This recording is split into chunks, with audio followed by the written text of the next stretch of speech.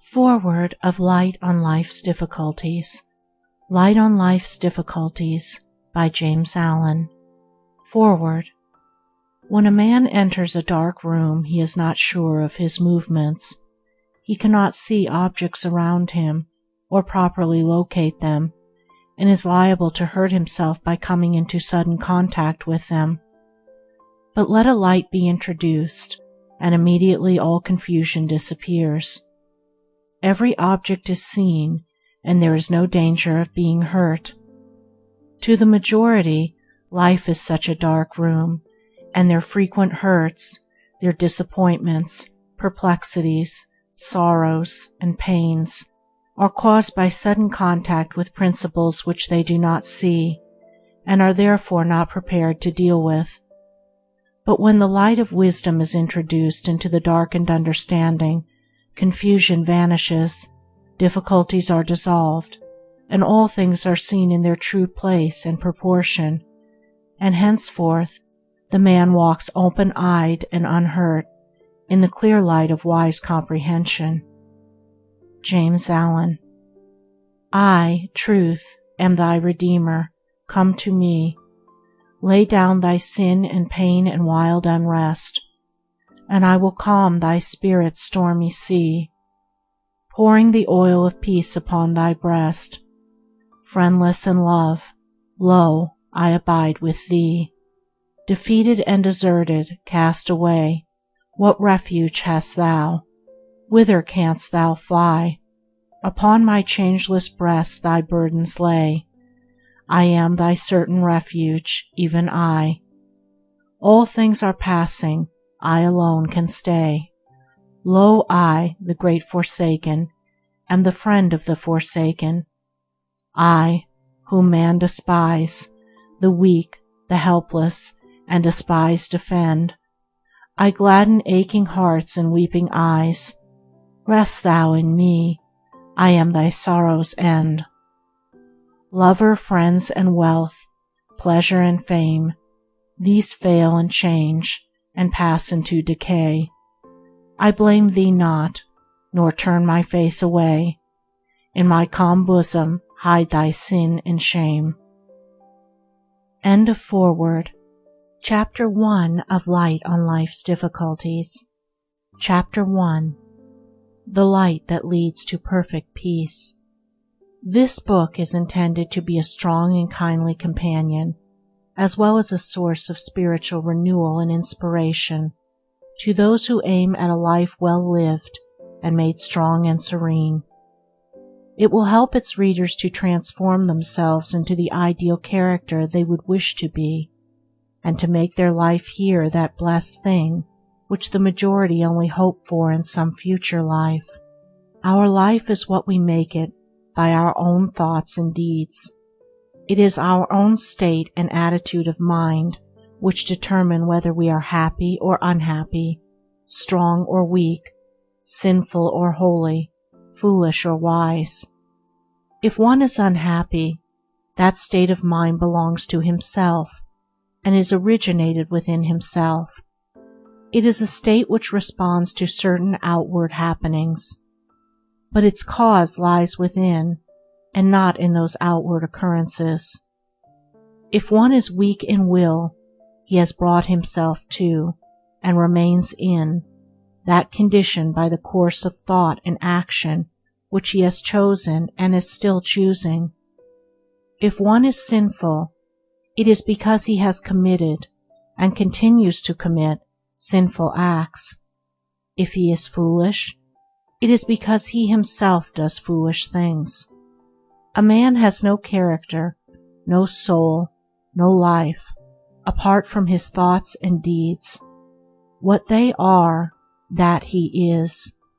As they are modified, so does he change.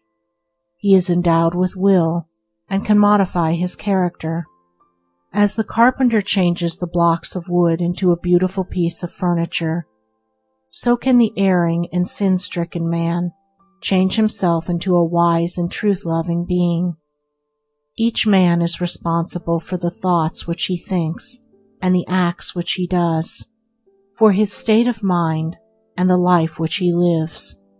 No power, no event, no circumstance can compel a man to evil and unhappiness. He himself is his own compeller. He thinks and acts by his own volition. No being, however wise and great, even the Supreme, can make him good and happy. He himself must choose the good, and thereby find the happy. And because of this, that when a man wishes and wills, he can find the good and the true, and enjoy its bliss and peace. There is eternal gladness in the courts of truth, and holy joy among the perfect ones. The gates of heaven are forever open, and no one is prevented from entering by any will or power but his own. But no one can enter the kingdom of heaven so long as he is enamored of, and chooses, the seductions of hell, so long as he resigns himself to sin and sorrow. There is a larger, higher, nobler, diviner life than that of sinning and suffering, which is so common, in which indeed nearly all are immersed. A life of victory over sin and triumph over evil, a life wise and happy, kind and tranquil, virtuous and peaceful. This life can be found and lived now, and he who lives it is steadfast in the midst of change, restful among the restless, peaceful though surrounded by strife. Should death confront him, he is calm. Though assailed by persecution, he knows no bitterness. In his heart is compassionate and filled with rejoicing. In this supremely beautiful life there is no evil. Sin and sorrow are ended, and aching hearts and weeping eyes are no more. The life of triumph is not for those who are satisfied with any lower conditions. It is for those who thirst for it and are willing to achieve it, who are eager for righteousness as the miser is for gold. It is always at hand and is offered to all, and blessed are they who accept and embrace it. They will enter the world of truth. They will find the perfect peace. End of Chapter 1. Chapter 2 of Light on Life's Difficulties by Jamesallen. Chapter 2. Light on Facts and Hypotheses. When freedom of thought and freedom of expression abound, there is much controversy and much confusion. Yet it is from such controversial confusion that the simple facts of life emerge, attracting us with their eternal uniformity and harmony, and appealing forcibly to us with their invisible simplicity and truth. We are living in an age of freedom and mental conflict. Never were religious sects so numerous. Schools, philosophical, occult, and otherwise, abound, and each is eager for the perpetuation and dominance of its own explanation of the universe. The world is in a condition of mental ferment. Contradiction has reached the point of confusion, so that the earnest seeker for truth can find no solid rock of refuge in the opposing systems which are presented to him. He is thereby thrown back upon himself, upon those incontrovertible facts of his own being which are ever with him, which are indeed himself, his life. Controversy is arranged around hypotheses, not around facts. Fact is fixed and final. Hypothesis is variable and vanishing. In his present state of development, man is not alive to the beautiful simplicity of facts, nor to the power of satisfaction which is inherent in them. He does not perceive the intrinsic loveliness of truth, but must add something to it. Hence, when fact is named, the question almost invariably arises, how can you explain the fact? And then follows a hypothesis, which leads to another hypothesis, and so on, until the fact is altogether lost sight of amid a mass of contradictory suppositions. Thus arise the sects and controversial schools. The clear perception of one fact will lead to the perception of other facts, but a supposition, while appearing to elucidate a fact, does in reality cover it up. We cannot realize the stately splendor of truth while playing with the gaudy and attractive toys of pretty hypotheses. Truth is not an opinion, nor can an opinion enlarge or adorn it. Fact and supposition are eternally separate, and the cleverest intellectual jugglery, while it may entertain and deceive even the elect, cannot in the slightest degree alter a fact or affect the nature of things as they are. Because of this, the true teacher abandons the devious path of hypotheses and deals only with the simple facts of life. He fixes the attention of men and women upon these, instead of increasing confusion and intensifying wordy warfare by foisting another assumption upon a world already lost and bewildered in a maze of hypotheses. The facts of life are ever before us, and can be understood and known if we but abandon our egotism and the blinding delusions which that egotism creates. Man need not go beyond his own being to find wisdom, and the facts of that being afford a sufficient basis on which to erect a temple of knowledge of such beauty and dimensions that it shall at once emancipate and glorify. Man is, and as he thinks, so he is. A perception and realization of these two facts alone, of man's being and thinking, lead into a vast avenue of knowledge which cannot stop short of the highest wisdom and perfection. One of the reasons why men do not become wise is that they occupy themselves with interminable speculations about a soul separate from themselves, that is, from their own mind, and so blind themselves to their actual nature and being. The supposition of a separate soul veils the eyes of man so that he does not see himself, does not know his own mentality, is unaware of the nature of his thoughts, without which he would have no conscious life. Man's life is actual, his thoughts are actual, his life is actual.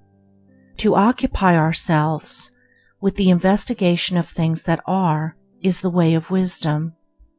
Man considered as above, beyond, and separate from mind and thought is speculative and not actual, and to occupy ourselves with the study of things that are not is the way of folly.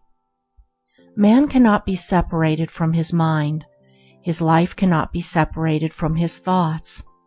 Mind, thought, and life are as inseparable as light, radiance, and color, and are no more in need of another factor to elucidate them than are light, radiance, and color. The facts are all sufficient, and contain within themselves the groundwork of all knowledge concerning them. Man as mind is subject to change. He is not something made and finally completed, but has within him the capacity for progress. By the universal law of evolution he has become what he is, and is becoming that which he will be. His being is modified by every thought he makes. Every experience affects his character. Every effort he makes changes his mentality. Herein is the secret of man's degradation, and also of his power and salvation, if he but realize this law of change in the right choice of thought. To live is to think and act, and to think and act is to change. While man is ignorant of the nature of thought, he continues to change for better and worse, but being acquainted with the nature of thought, he intellectually accelerates and directs the process of change, and only for the better. What the sum total of a man's thoughts are, that he is. From this sameness of thought with man there is not the slightest fractional deviation. There is a change as a result with the addition and subtraction of thought, but the mathematical law is an invariable quality. Seeing that man is mind, that mind is composed of thought, and that thought is subject to change, it follows that deliberately to change the thought is to change the man. All religions work upon the heart, the thought of man, with the object of directing it into pure and higher channels. Success in this direction, whether partial or complete, is called salvation.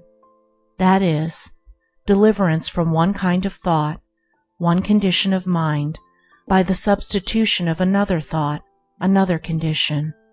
It is true that the dispensers of religion today do not know this because of the hypothetical veil which intervenes between the fact and their consciousness, but they do it without knowing it, and the great teachers who founded the various religions built upon this fact, as their precepts plainly show. The chief things upon which these teachers lay such stress and so constantly reiterate, such as the purification of the heart, the thinking of right thoughts, the doing of good deeds, what are they but calls to a higher, nobler mode of thought-energizing forces, urging men and women to make an effort in the choosing of thoughts which shall lift them into realms of greater power, greater good, greater bliss. Aspiration, meditation, devotion, these are the chief means which men in all ages employ to reach up to the higher modes of thought, wider airs of peace, vaster realms of knowledge. For as he thinketh in his heart, so is he. He is saved from himself, from his own folly and suffering, by creating within new habits of thoughts, by becoming a new thinker, a new man.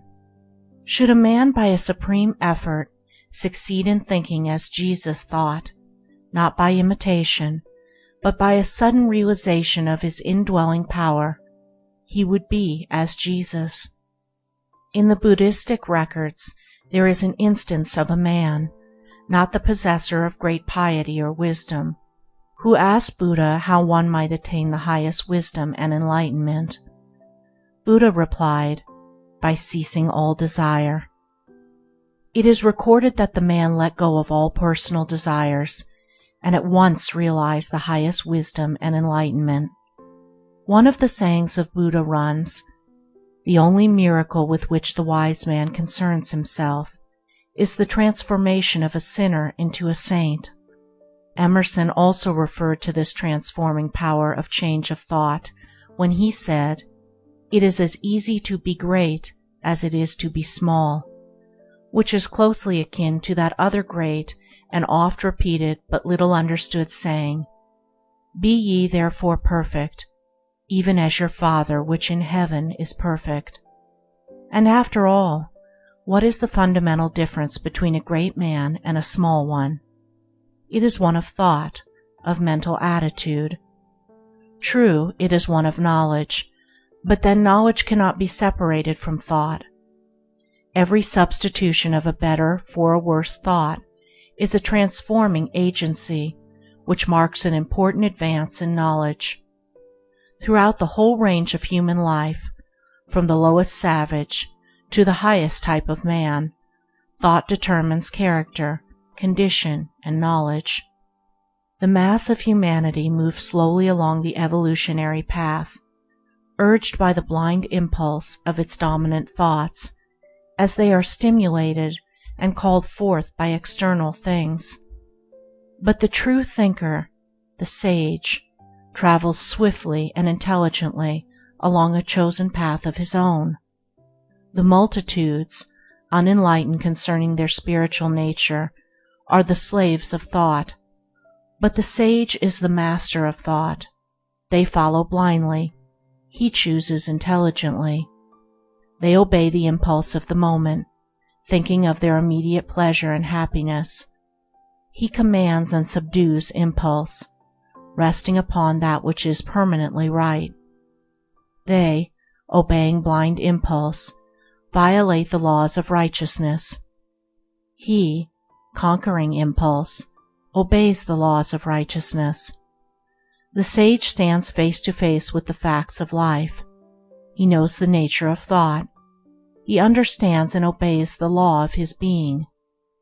But the sorrow-burdened victim of blind impulse can open his mental eyes and see the true nature of things when he wishes to do so. The sage, intelligent, radiant, calm, and the fool, confused, darkened, disturbed, are one in essence and are divided only by the nature of their thoughts. When the fool turns away from and abandons his foolish thoughts and chooses and adopts wise thoughts, lo, he then becomes a sage.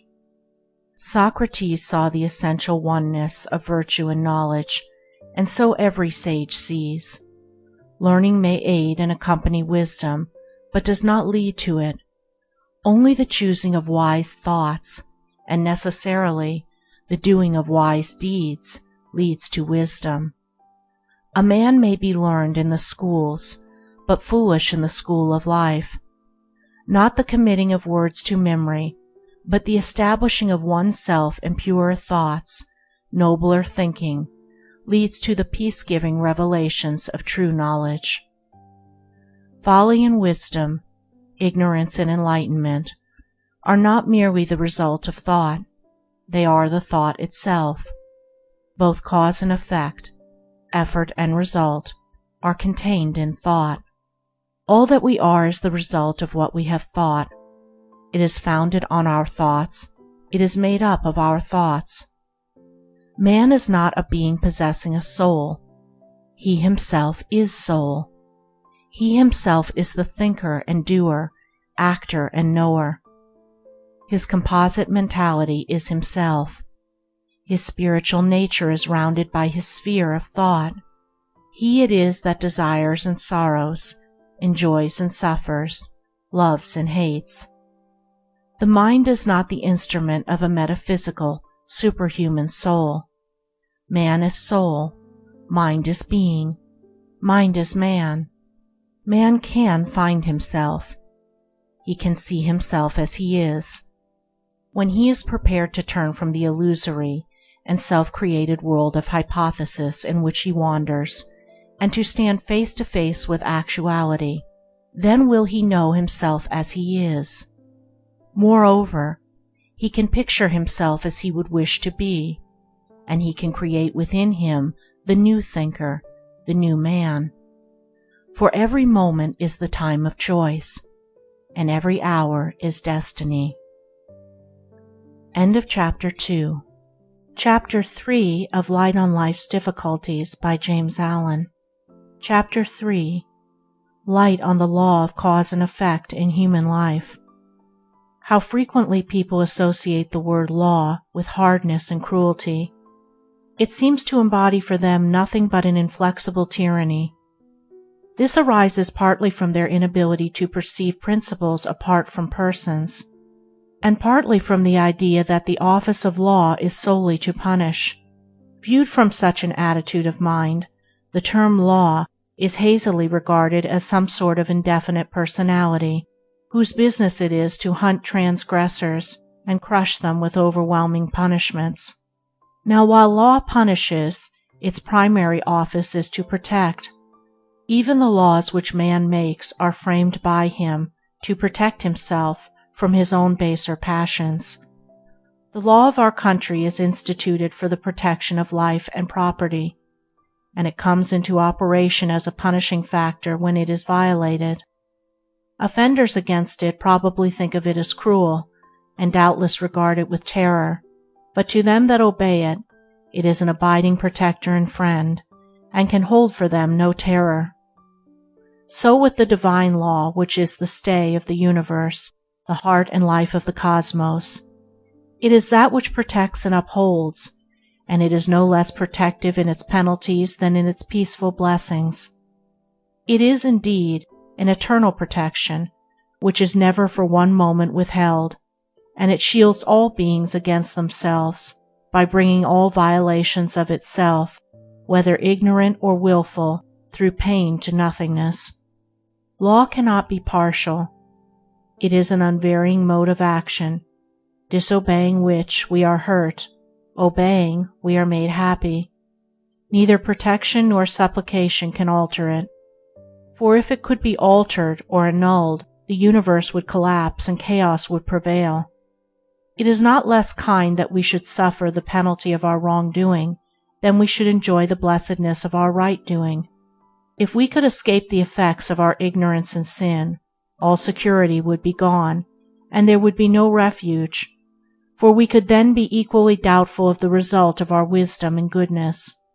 Such a scheme would be one of caprice and cruelty, whereas law is a method of justice and kindness. Indeed, the supreme law is the principle of eternal kindness, faultless in its working and infinite in application. It is none other than that. Eternal love, forever full, forever flowing free, of which the Christian sings the boundless compassion of Buddhistic precepts and poetry. The law which punishes us is the law which preserves us. When in their ignorance men would destroy themselves, its everlasting arms are thrown about them in loving, albeit sometimes painful, protection. Every pain we suffer brings us nearer to the knowledge of the divine wisdom. Every blessing we enjoy speaks to us of the perfection of the great law, and of the fullness of bliss that shall be man's when he has come to his heritage of divine knowledge. We progress by learning, and we learn, up to a certain point, by suffering. When the heart is mellowed by love, the law of love is perceived in all its wonderful kindness. When wisdom is acquired, peace is assured. We cannot alter the law of things, which is of sublime perfection, but we can alter ourselves so as to comprehend more and more of that perfection and make its grandeur ours. To wish to bring down the perfect to the imperfect is the height of folly, but to strive to bring the imperfect up to the perfect is the height of wisdom. Seers of the cosmos do not mourn over the scheme of things. They see the universe as a perfect whole, not an imperfect jumble of parts. The great teachers are men and women of abiding joy and heavenly peace. The blind captive of unholy desire may cry, "Ah, love! Could you and I with him conspire to grasp this sorry scheme of things entire, would we not shatter it to bits, and then remold it nearer to the heart's desire?" This is the wish of the carnal nature, the wish to enjoy unlawful pleasures to any extent, and not reap any painful consequences. It is such men who regard the universe as a sorry scheme of things. They want the universe to bend to their will and desire, want lawlessness, not law. But the wise man bends his will and subjects his desire to the divine order, and he sees the universe as the glorious perfection of an infinitude of parts. Buddha always referred to the mortal law of the universe as the good law, and indeed it is not rightly perceived if it is not thought of as anything but good, for in it there can be no grain of evil, no element of kindness. It is no iron-hearted monster crushing the weak and destroying the ignorant, but a soothing love and brooding compassion, shielding the tenderest from harm, and protecting the strongest from a too destructive use of their strength. It destroys all evil, it preserves all good. It enfolds the tiniest seedling in its care, and it destroys the most colossal wrong with a breath. To perceive it is the beatific vision, to know it is the beatific bliss, and they who perceive and know it are at peace. They are glad forevermore. Such is the law which moves the righteousness, which none at last can turn aside or stay. The heart of it is love, the end of it is peace and consummation sweet. Obey. End of Chapter 3. Chapter 4 of Light on Life's Difficulties by Jamesallen. Chapter 4. Light on Values, Spiritual and Material. It is an old-time axiom that everything has its price. Everybody knows this commercially, but how few know it spiritually. Business consists of a mutual interchange of equitable values. The customer gives money and receives goods, and the merchant gives goods and receives money. This method is universal, and is regarded by all as just. In spiritual things, the method is the same, but the form of interchange is different. For material things, a material thing is given in exchange. Now these two forms of exchange cannot be transposed. They are of reverse natures, and remain eternally separate. Thus a man may bring money to a shop and ask for food, or clothing, or literature, and he will receive goods to the value of his money. But if he were to take $1 to a teacher of truth, and ask to be supplied with $1's worth of religion, or righteousness, or wisdom, he would be told that those things cannot be purchased with money, that their spiritual nature excludes them from business transactions. The wise teacher, however, would also tell him that these spiritual necessities must be purchased. Though money cannot buy them, they have their price, and something must be parted with before they can be received. In a word, instead of offering money, he must offer up self, or selfishness. For so much selfishness given up, so much religion, righteousness, and wisdom would be immediately received, without fail, and with perfect equity. For if a man is sure of receiving perishable food and clothing for the money he puts down, how much more surely he will receive the imperishable spiritual sustenance and protection for the selfishness which he lays down. Shall the law operate in the lesser and fail in the greater? Man may fail to observe the law, but the law is infallible. A man may love his money, but he must part with it before he can receive the material comforts of life. Likewise, a man may love his selfish gratifications, but he must give them up before he can receive the spiritual comforts of religion. Now when a tradesman gives goods for money, it is not that he may keep the money, but that he may give it in exchange for other goods. The primary function of business is not to enable everybody to hoard up money, but to facilitate the interchange of commodities. The miser is the greatest of all failures, and he may die of starvation and exposure while being a millionaire, because he is the worshipper of the letter of money and an ignorer of its spirit, the spirit of mutual interchange. Money is a means, not an end. Its exchange is a sign that goods are being justly given and received.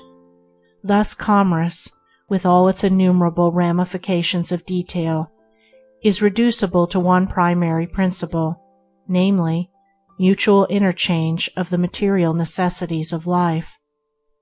Now let us follow this principle into the spiritual sphere, and trace there its operation.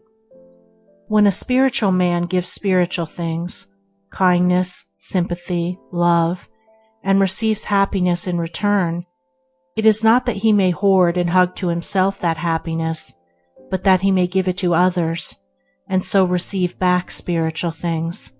The primary function of spirituality is not to hoard up personal pleasure, but to render actual the interchange of spiritual blessings. The most selfish man, he whose chief object is the getting of happiness for himself, is a spiritual miser. His mind may perish of spiritual destitution, though he be surrounded with the objects which he has obtained to pander to his pleasure, because he is worshipping the letter of happiness and is ignoring its spirit, the spirit of unselfish interchange. The object of selfishness is the getting of personal pleasure or happiness. The object of religion is the diffusion of virtue. Thus religion, with all its innumerable creeds, may be resolved into one primary principle, namely, mutual interchange of spiritual blessings. What, then, are spiritual blessings? They are kindness, brotherliness, goodwill, sympathy, forbearance, patience, trustfulness, peacefulness, love unending, and compassion unlimited. These blessings, these necessities for the starving spirit of man, can be obtained, but their price must be paid.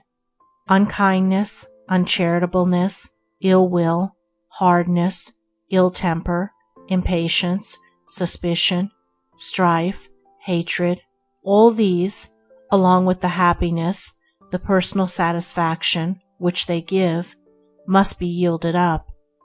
These spiritual coins, dead in themselves, must be parted with, and when parted with, there will be immediately received their spiritual counterparts, the living and imperishable blessings to which they are a means and of which they are a sign. To conclude, when a man gives money to a merchant and receives goods in return, he does not wish to have his money again. He has willingly parted with it forever and is satisfied with the exchange. So when a man gives up unrighteousness in exchange for righteousness, he does not wish to have his selfish pleasures back again. He has given them up forever and is satisfied and at peace. Thus also, when one bestows a gift, even though it may be a material gift, he does not look for the receiver to send him back its value in money, because it is a spiritual deed and not a business transaction. The material thing thus represents the interchange of spiritual blessings, and its accompanying bliss, the bliss of a gift bestowed and that of a gift received. Are not two sparrows sold for a farthing? Everything in the universe, every object and every thought, is valued. Material things have a material value, spiritual things have a spiritual value, and to confound these values is not wise. To seek to purchase spiritual blessings with money, or material luxuries with virtue, is the way of selfishness and folly. It is to confound barter with religion and to make a religion of barter. Sympathy, kindness, love cannot be bought and sold. They can only be given and received. When a gift is paid for, it ceases to be a gift. Because everything has a value, that which is freely given is gained with accumulation. He who gives up the lesser happiness of selfishness gains the greater happiness of unselfishness. The universe is just, and its justice is so perfect that he who has once perceived it can no more doubt or be afraid. He can only wonder and be glad. End of Chapter 4. Chapter 5 of Light on Life's Difficulties by Jamesallen. Chapter 5. Light on the Sense of Proportion. In a nightmare there is no relation of one thing to another. All things are haphazard, and there is a general confusion and misery. Wise men have likened the self-seeking life to a nightmare. There is a close resemblance between a selfish life, in which the sense of proportion is so far lost that things are only seen as they affect one's own selfish aims, and in which there are feverish excitements and overwhelming troubles and disasters, and that state of troubled sleep known as nightmare. In a nightmare, too, the controlling will and perceiving intelligence are asleep, and in a selfish life, the better nature and spiritual perceptions are locked in profound slumber. The uncultivated mind lacks the sense of proportion. It does not see the right relation of one natural object to another, and is thereafter dead to the beauty and harmony with which it is surrounded. And what is this sense of proportion but the faculty of seeing things as they are? It is a faculty which needs cultivating, and its cultivation, when applied to natural objects, embraces the entire intelligence and refines the moral character. It enters, however, into spiritual things as well as things natural, and here is more lacking and more greatly needed. For to see things as they are in the spiritual sphere is to find no ground for grief, no lodging place for lamentation. Whence spring all this grief and anxiety and fear and trouble? Is it not because things are not as men and women wish them to be? Is it not because the multiplicity of desires prevents them from seeing things in their true perspective and right proportion? When one is overwhelmed with grief, he sees nothing but his loss. Its nearness to him blots out the whole view of life. The thing in itself may be small, but to the sufferer it assumes a magnitude which is out of proportion to the surrounding objects of life. All who have passed the age of 30 can look back over their lives at times when they were perplexed with anxiety, overwhelmed with grief, or even, perhaps, on the verge of despair, over incidents which, now seen in their right proportion, are known to be very small. If the would-be suicide will today stay his hand and wait, he will at the end of 10 years marvel at his folly over so comparatively small a matter. When the mind is possessed by passion or paralyzed with grief, it has lost the power of judgment. It cannot weigh and consider. It does not perceive the relative values and proportions of the things by which it is disturbed. Awake and acting, it yet moves in a nightmare which holds its faculties in thrall. The passionate partisan lacks a sense of proportion to such an extent that to him his own side or view appears all that is right and good, and his opponents all that is bad and wrong. To this partiality his reason is chained, so that whatever reason he may bring to bear upon the matter is enlisted in the service of bias, and is not exercised in order to find the just relation which exists between the two sides. He is so convinced that his own party is all right, and the other, equally intelligent party is all wrong, that it is impossible for him to be impartial and just. The only thing he understands as justice is that of getting his own way, or placing some ruling power in the hands of his party. Just as the sense of proportion in things material puts an end to the spirit of repugnance, so in things spiritual it puts an end to the spirit of strife. The true artist does not see ugliness anywhere. He sees only beauty. That which is loathsome to others fills to him its rightful place in nature, and it appears in his picture as a thing of beauty. The true seer does not see evil anywhere. He sees universal good. That which is hateful to others, he sees in its rightful place in the scheme of evolution, and it is held dispassionately in his mind as an object of contemplation. Men and women worry and grieve and fight because they lack this sense of proportion, because they do not see things in their right relations. The objects of their turbulence are not things in themselves, but their own opinions about things, self-created shadows, the unreal creations of an egoistic nightmare. The cultivation and development of the ethical sense of proportion converts the heated partisan into a gentle peacemaker, and gives the calm and searching of the prophet to the hitherto blind instrument in the clashing play of selfish forces. The spiritual sense of proportion gives sanity. It restores the mind to calmness. It bestows impartiality and justice, and reveals a universe of faultless harmony. End of Chapter 5. Chapter 6 of Light on Life's Difficulties by Jamesallen. Chapter 6. Light on Adherence to Principle. The man of truth never departs from the divine principles which he has espoused. He may be threatened with sickness, poverty, pain, loss of friends and position, yea, even with immediate death, yet he does not desert the principles which he knows to be eternally true. To him there is one thing more grievous, more to be feared and shunned than all the above evils put together, and that is the desertion of principle. To turn coward in the hour of trial, to deny conscience, to join the rabble of passions, desires, and fears in turning upon, accusing, and crucifying the eternal Christ of divine principle, because that principle has not given him personal health, affluence, and ease. This, to the man of truth, is the evil of evils, the sin of sins. We cannot escape sickness and death. Though we may avoid them for a long time, in the end they will overtake us. But we can avoid wrongdoing. We can avoid fear and cowardice. When we habitually avoid wrongdoing and cast out fear, the evils of life will not subdue us when they overtake us, for we shall have mastered them. Instead of avoiding them for a season, we shall have conquered them on their own ground.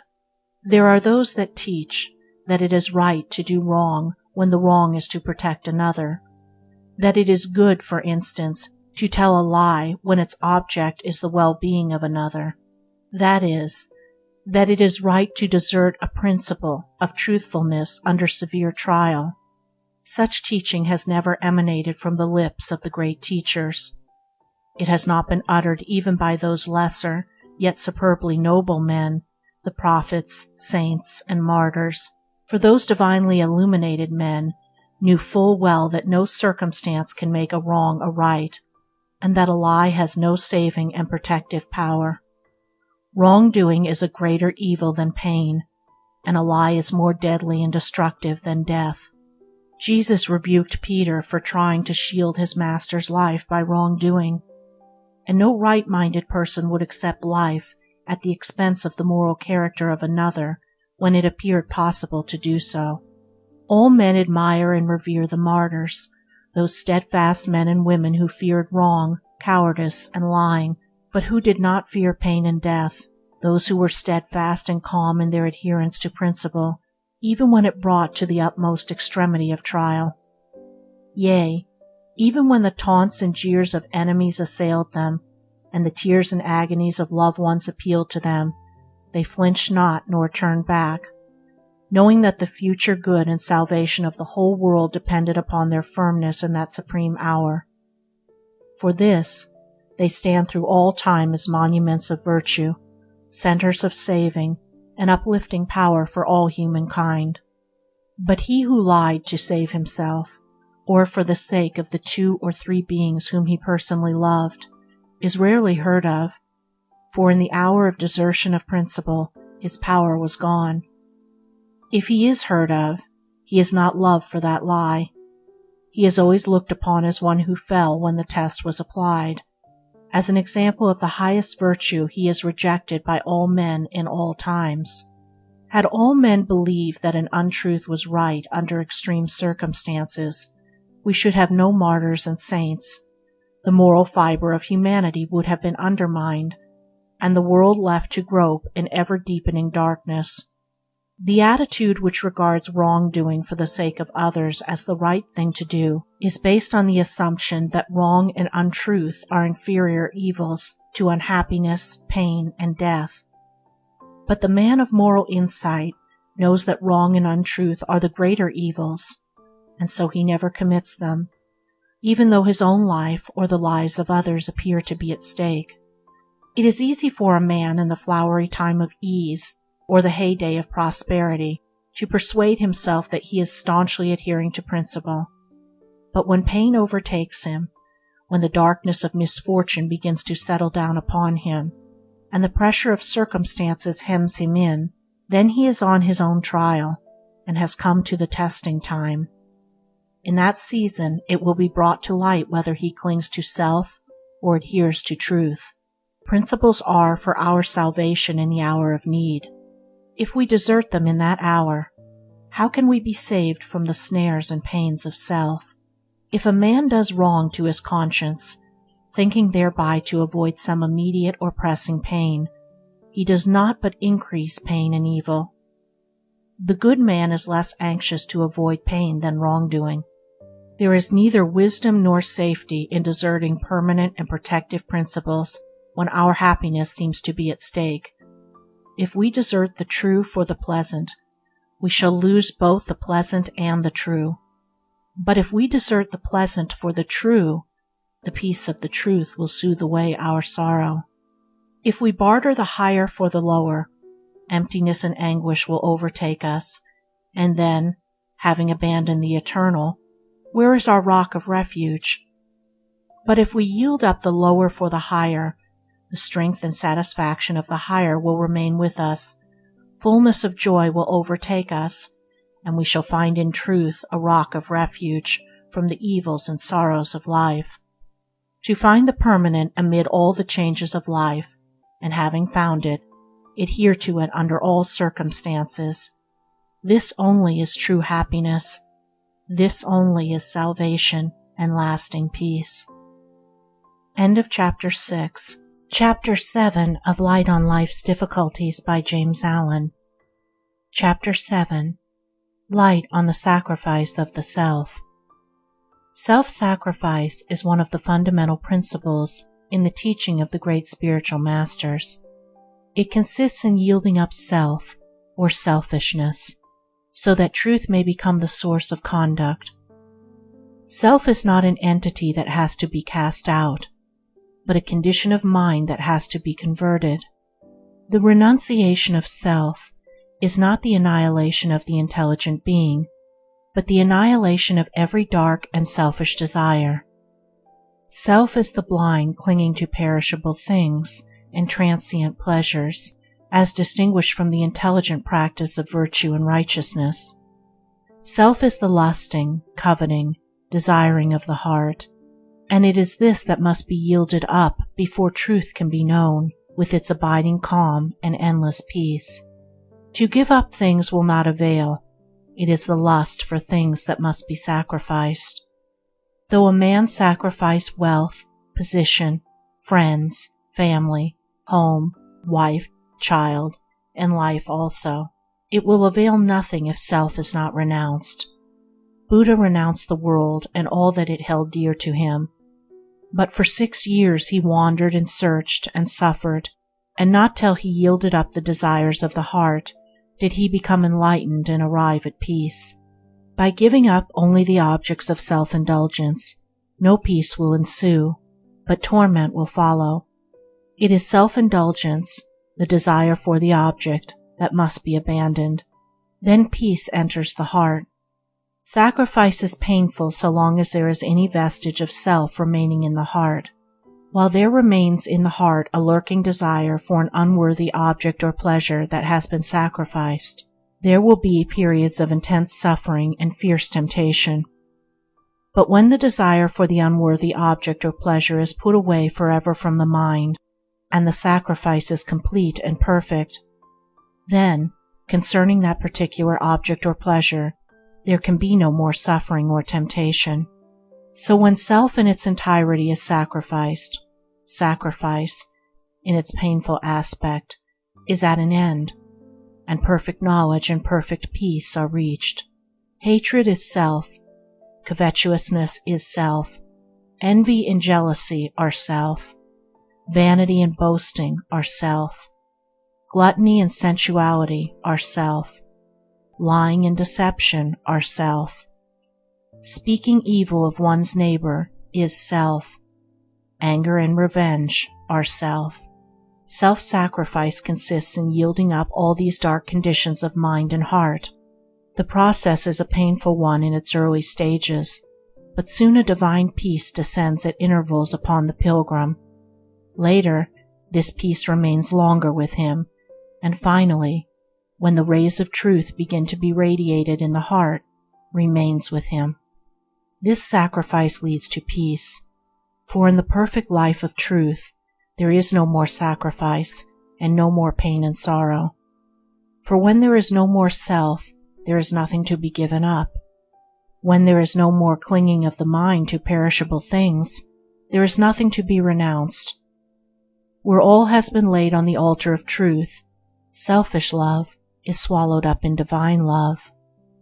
And in divine love, there is no thought of self, for there is the perfection of insight, enlightenment, and immortality, and therefore perfect peace. End of Chapter 7. Chapter 8 of Light on Life's Difficulties by Jamesallen. Chapter 8. Light on the Management of the Mind. Following the last chapter, a few hints on the management of one's mind will doubtless be opportune. Before a man can see even the necessity for thorough and complete self-government, he will have to throw off a great delusion in which so many are involved. The delusion of believing that his lapses of conduct are entirely due to those about him and not entirely to himself. I could make far greater progress if I were not hindered by others, or it is impossible for me to make any headway, seeing that I live with such irritable people, are commonly expressed complaints which spring from the error of imagining that others are responsible for one's own folly. The violent or irritable man always blames those about him for his fits of anger, and by continually living in this delusion, he becomes more and more confirmed in his rashness and perturbations. For how can a man overcome, nay, how can he even try to overcome his weaknesses, if he convinces himself that it springs entirely from the actions of others? Moreover, firmly believing this as he does, he vents his anger more and more upon others in order to make matters better for himself, and so becomes completely lost to all knowledge of the real origin of his unhappy state. Men cast the blame of their unprosperous acts upon the abettors of their own resolve, or anything but their weak, guilty selves being responsible for every action. All a man's weaknesses, sins, and falls take rise in his own heart, and he alone is responsible for them. It is true that there are tempters and provokers, but temptations and provocations are powerless to him who refuses to respond to them. Tempters and provokers are but foolish men, and he who gives way to them has become a willing cooperator in their folly. He is unwise and weak, and the source of troubles is in himself. The pure man cannot be tempted, the wise man cannot be provoked. Let a man fully realize that he is absolutely responsible for his every action, and he has already gone a considerable distance along the path which leads to wisdom and peace, for he will then commence to utilize temptation as a means of growth, and the wrong conduct of others he will regard as a test of his own strength. Socrates thanked the gods for the gift of a shrewish wife, in that it enabled him the better to cultivate the virtue of patience. It is a simple and easily perceived truth that we can better grow patient by living with the impatient, better grow unselfish by living with the selfish. If a man is impatient with the impatient, he is himself impatient. If he is selfish with the selfish, then he himself is selfish. The test and measure of virtue is trial, and like gold and precious stones, the more it is tested, the brighter it shines. If a man thinks he has virtue, yet gives way when its opposing vice is presented to him, let him not delude himself. He has not yet attained to the possession of that virtue. If a man would rise and become a man indeed, let him cease to think the weak and foolish thought, "I am hindered by others," and let him set about to discover that he is hindered only by himself.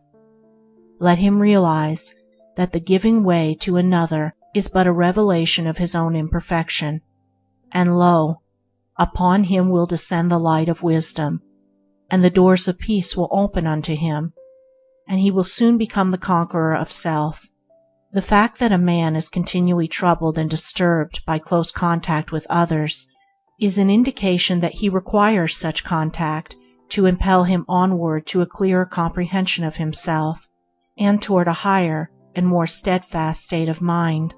The very things which he regards as insurmountable hindrances will become to him the most valuable aids when he fully realizes his moral responsibility and his innate power to do right. He will then cease to blame others for his unmanly conduct, and will commence to live steadfastly under all circumstances. The scales of self-delusion will quickly fall from his eyes, and he will then see that often when he imagined himself provoked, he was really the provoker. As he rises above his own mental disturbances, the necessity for coming in contact with the same condition in others will cease, and he will pass, by a natural process, into the company of the good and the pure. He will then awaken in others the nobility which he has arrived at in himself.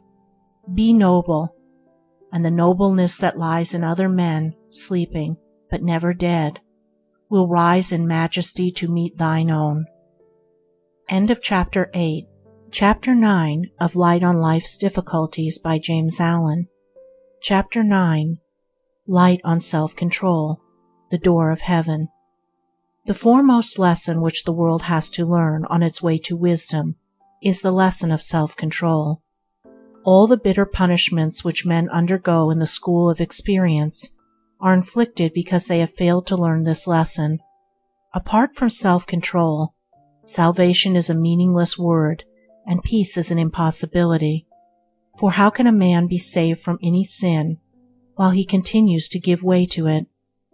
Or how can he realize abiding peace until he has conquered and subdued the troubles and disturbances of his mind?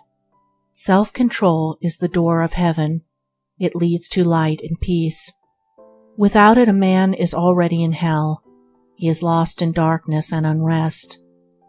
Men inflict upon themselves far-reaching sufferings and pass through indescribable torments, both of body and soul, through lack of self-control. Not until they resort to its practice can their sufferings and torments pass away, for it has no substitute, nothing can take its place, and there is no power in the universe that can do for a man that which he, sooner or later, must do for himself by entering the practice of self-control. By self-control, a man manifests his divine power and ascends toward divine wisdom and perfection. Every man can practice it. The weakest man can begin now, and until he does begin, his weakness will remain, or he will become weaker still. Calling or not calling upon God or Jesus, Brahma or Buddha, spirits or masters, will not avail men who refuse to govern themselves and purify their hearts. Believing or disbelieving that Jesus is God, that Buddha is omniscient, or the spirits or masters guide human affairs, cannot help men who continue to cling to the elements of strife and ignorance and corruption within themselves. What theological affirmation or denial can justify, or what outward power put right, the man who refuses to abandon a slanderous or abusive tongue, or give up an angry temper, or to sacrifice his impure imaginings? The flower reaches the upper light by first contending with the under darkness, and man can only reach the light of truth by striving against the darkness within himself. The vast importance of self-control is not realized by men, its absolute necessity is not apprehended by them, and the spiritual freedom and glory to which it leads are hidden from their eyes. Because of this, men are enslaved, and misery and suffering ensue. Let a man contemplate the violence, impurity, disease, and suffering which occur upon earth, and consider how much of it is due to want of self-control, and he will gradually come to realize the great need there is for self-control. I say again that self-control is the gate of heaven, for without it neither happiness nor love nor peace can be realized and maintained. In the degree that it is lacked by a man, in just that measure will his mind and life be given over to confusion, and it is because such a large number of individuals have not yet learned to practice it that the enforced restraint of national laws is required for the maintenance of law and order and the prevention of destructive confusion. Self-control is the beginning of virtue, and it leads to the acquisition of every noble attribute. It is the first essential quality in a well-ordered and truly religious life, and it leads to calmness, blessedness, and peace. Without it, although there may be theological belief or profession, there can be no true religion, for what is religion but enlightened conduct? And what is spirituality but the triumph over the unruly tendencies of the mind? When men both depart from and refuse to practice self-control, they fall into the great and dark delusion of separating religion from conduct. Then they persuade themselves that religion consists not in overcoming self and living blamelessly, but in holding a certain belief about Scripture and in worshipping a certain Savior in a particular way. Hence arise the innumerable complications and confusions of letter worship, and the violence and bitter strife into which men fall in defense of their own formulated religion. But true religion cannot be formulated. It is a purity of mind, a loving heart, a soul at peace with the world. It need not be defended, for it is being and doing and living. A man begins to practice religion when he begins to control himself. End of Chapter 9. Chapter 10 of Light on Life's Difficulties by Jamesallen. Chapter 10. Light on Acts and Their Consequences. One of the commonest excuses for wrongdoing is that, if right were done, calamity would ensue. Thus the foolish concern themselves not with the act, but with the consequence of the act, a foreknowledge of which is assumed. The desire to secure pleasant results and to escape unpleasant consequences is at the root of that confusion of mind which renders men incapable of distinguishing between good and evil, and prevents them from practicing the one and abandoning the other. Even when it is claimed that the wrong thing is done not for one's self, but in order to secure the happiness of others, the delusion is the same, only it is more subtle and dangerous. The wise concern themselves with the act and not with the consequences. They consider not what is pleasant or unpleasant, but what is right. Thus, doing what is right only, and not straining after results, they are relieved of all burdens of doubt, desire, and fear. Nor can one who so acts ever become so involved in inextricable difficulty, or be troubled with painful perplexity. His course is so simple, straight, and plain that he can never be confused with misgivings and uncertainties. Those who so act are said by Krishna to act without regard to the fruits of action, and he further declares that those who have thus renounced results are supremely good, supremely wise. Those who work for pleasant results only, and who depart from the right path when their own or others' happiness appears to be at stake, cannot escape doubt, difficulty, perplexity, and pain. Ever forecasting probable consequences, they act in one way today and in another way tomorrow. Unstable and blown about by the changing wind of circumstance, they become more and more bewildered. The consequences about which they trouble do not accrue. But they who work for righteousness only, who are careful to do the right act, putting away all selfish considerations, all thoughts of results, they are steadfast, unchanging, untroubled, and at peace amid all vicissitudes, and the fruits of their acts are ever sweet and blessed. Even the knowledge, which only the righteous possess, that wrong acts can never produce good results, and that right acts can never bring about bad results, is in itself fraught with sweet assurance and peace. For whether the fruits of acts are sought or unsought, they cannot be escaped. Those who sow to self, and ignorant of the law of truth, think they can make their own results, reap the bitter fruits of self. They who sow to righteousness, knowing themselves to be the reapers and not the makers of the consequences, reap the sweet fruits of righteousness. Right is supremely simple and is without complexity. Error is interminably complex and involves the mind in confusion. To put away self and passion and establish oneself in right doing, this is the highest wisdom. End of Chapter 10. Chapter 11 of Light on Life's Difficulties by Jamesallen. Chapter 11. Light on the Way of Wisdom. The path of wisdom is the highest way, the way in which all doubt and uncertainty are dispelled and knowledge and surety are realized. Amid the excitements and pleasures of the world and surging whirlpools of human passions, wisdom, so calm, so silent, and so beautiful, is indeed difficult to find.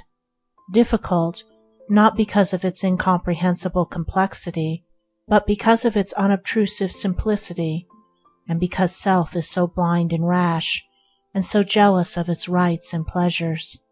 Wisdom is rejected of men, because it always comes right home to one's self in the form of wounding reproof, and the lower nature of man cannot bear to be reproved. Before wisdom can be acquired, self must be wounded to the death, and because of this, because wisdom is the enemy of self, self rises in rebellion and will not be overcome and denied. The foolish man is governed by his passions and personal cravings. When about to do anything, he does not ask, "Is this right?" but only considers how much pleasure or personal advantage he will gain by it. He does not govern his passions and act from fixed principles, but is the slave of his inclinations and follows where they lead. The wise man governs his passions and puts away all personal cravings. He never acts from impulse and passion, but dispassionately considers what is right to be done and does it. He is always thoughtful and self-possessed, and guides his conduct by the loftiest moral principles. He is superior to both pleasure and pain. Wisdom cannot be found in books or travel, in learning or philosophy. It is acquired by practice only. A man may read the precepts of the greatest sages continually, but if he does not purify and govern himself, he will remain foolish. A man may be intimately conversant with the writings of the greatest philosophers, but so long as he continues to give way to his passions, he will not attain wisdom. Wisdom is right action, right doing. Folly is wrong action, wrong doing. All reading, all studying is in vain if man will not see his errors and give them up. Wisdom says to the vain man, "Do not praise yourself." To the proud man, "Humble yourself." To the gossip, "Govern your tongue." To the angry man, "Subdue your anger." To the resentful man, "Forgive your enemy." To the self-indulgent man, "Be temperate." To the impure man, "Purge your heart of lust." And to all men, "Beware of small faults. Do your duty faithfully, and never intermeddle with the duty of another." These things are very simple, the doing of them is simple, but as it leads to the annihilation of self, the selfish tendencies in a man object to them and rise up in revolt against them, loving their own life of turbulent excitement and feverish pleasure, and hating the calm and beautiful silence of wisdom. Thus men remain in folly. Nevertheless, the way of wisdom is always open, is always ready to receive the tread of the pilgrim who has grown weary of the thorny and intricate ways of folly. No man is prevented from becoming wise but by himself. No man can acquire wisdom but by his own exertions. And he who is prepared to be honest with himself, to measure the depths of his ignorance, to come face to face with his errors, to recognize and acknowledge his own faults, and at once to set about the task of his own regeneration, such a man will find the way of wisdom. Walking with humble and obedient feet, he will in due time come to the sweet city of deliverance. End of Chapter 11. Chapter 12 of Light on Life's Difficulties by James Allen. Chapter 12. Light on Disposition. I cannot help it, it is my disposition. How often one hears this expression as an excuse for wrongdoing. What does it imply? This, that the person who utters it believes that he has no choke in the matter, that he cannot alter his character. He believes that he must go on doing the wrong thing to the end of his days because he was born so, or because his father or grandfather was like that, or, if not these, then someone along the family line 100 or 200 or 300 years ago must have been afflicted, and therefore he is and must remain so. Such a belief should be uprooted, destroyed, and cast away, for it is not only without reason, it is a complete barrier to all progress, to all growth in goodness, to all development of character and noble expansion of life. Character is not permanent. It is, indeed, one of the most changeable things in nature.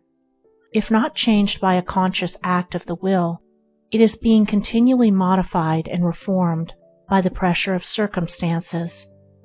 Disposition is not fixed, except in so far as one fixes it by continuing to do the same thing, and by persistence in the stubborn belief that he cannot help it. As soon as one gets rid of that belief, he will find that he can help it. Further, he will find that intelligence and will are instruments which can mold disposition to any extent and that, too, with considerable rapidity if one is in earnest. What is disposition but a habit formed by repeating the same thing over and over again? Cease repeating, doing the same thing, and lo, the disposition is changed, the character is altered. To cease from an old habit of thought or action is, I know, difficult at first, but with each added effort the difficulty decreases, and finally disappears, and then the new and good habit is formed, and the disposition is changed from bad to good, the character is ennobled, the mind is delivered from the torment and is lifted into joy. There is no need for anyone to remain the slave of a disposition which causes him unhappiness, and which he himself regards as undesirable. He can abandon it. He can break away from the slavery. He can deliver himself and be free. End of Chapter 12. Chapter 13 of Light on Life's Difficulties by Jamesallen. Chapter 13. Light on Individual Liberty. Within the sphere of his own mind man has all power, but in the sphere of other minds and outside things his power is limited. He can command his own mind, but he cannot command the minds of others. He can choose what he shall think, but he cannot choose what others shall think. He cannot control the weather as he wills, but he can control his mind and decide what his mental attitude toward the weather shall be. A man can reform the dominion of his own mind, but he cannot reform the outer world, because the outer world is composed of other minds having the same freedom of choice as himself. A pure being cannot cleanse the heart of one less pure, but by his life of purity and by elucidating his experience in the attainment of purity, he can, as a teacher, act as a guide to others, and so enable them more readily and rapidly to purify themselves. But even then, those others have the power to decide whether they shall accept or reject such guidance, so complete is man's choice. It is because of this dual truth that man has no power in the realm of others' minds, and yet has all power over his own mind, that he cannot avoid the consequences of his own thoughts and acts. Man is altogether powerless to alter or avert consequences, but he is altogether powerful in his choice of causative thought. Having chosen his thoughts, he must accept their full consequences. Having acted, he cannot escape the full results of his act. Law reigns universally, and there is perfect individual liberty. A man can do as he likes, but all other men can also do as they like. A man has power to steal, but others have the power to protect themselves against the thief. Having sent out his thought, having acted his purpose, a man's power over that thought and purpose is at an end. The consequences are certain and cannot be escaped, and they will be of the nature of the thought and act which produce them, painful or blessed. Seeing that a man can think and do as he chooses, and that all others have the like liberty, a man has to learn, sooner or later, to reckon with other minds, and until he does this, he will be ceaselessly involved in suffering. To think and act apart from the consideration of others is both an abuse and an infringement of liberty. Such thoughts and acts are annulled and brought to naught by the harmonizing principle of liberty itself, and such annulling and bringing to naught is felt by the individual as suffering. When the mind, rising above ignorance, recognizes the magnitude of its power within its own sphere and ceases to antagonize itself against others, it harmonizes itself to those other minds. Having acknowledged their freedom of choice, it has then realized spiritual plenitude and the cessation of suffering. Selfishness, egotism, and despotism are, from the spiritual standpoint, transferable terms. They are one and the same thing. Every selfish thought or act is a manifestation of egotism, is an effort of despotism, and is met with suffering and defeat. It is annulled because the law of liberty cannot, even in the smallest particular, be annulled. If selfishness could conquer, liberty would be non-existent. But selfishness fails of all results but pain, because liberty is supreme. An act of selfishness contains two elements of egotism, namely, the denial of liberty of others, and the assertion of one's own liberty beyond its legitimate sphere. It thereby destroys itself. Despotism is death. Man is not the creature of selfishness, he is the maker of it. It is an indication of his power to disobey even the laws of his own being. Selfishness is power without wisdom. It is energy wrongly directed. A man is selfish because he is ignorant of his nature and power as a mental being. Such ignorance and selfishness entails suffering, and by repeated suffering and age-long experience, he at last arrives at knowledge and the legitimate exercise of his power. The truly enlightened man cannot be selfish. He cannot accuse others of selfishness or try to coerce them into being unselfish. The selfish man is eager to bend others to his own way and will, believing it to be the only right way for all. He thereby ignorantly wastes himself in trying to check in others the power which he freely exercises himself, namely, the power to choose their own way and exercise their own will. By so doing, he places himself in direct antagonism with the like tendencies and the freedom of other minds, and brings into operation the instruments of his own suffering. Hence the ceaseless interplay of conflicting forces, the unending fires of passion, the turmoil, strife, and woe. Selfishness is misapplied power. The unselfish man is he who, ceasing from all personal interference, abandons the I as the source of judgment. Having recognized his unlimited freedom through the abandonment of all egotism, even in thought, he refrains from encroachment upon the boundless freedom of others. He realizes the legitimacy of their choice and their right to be the free employment of their power.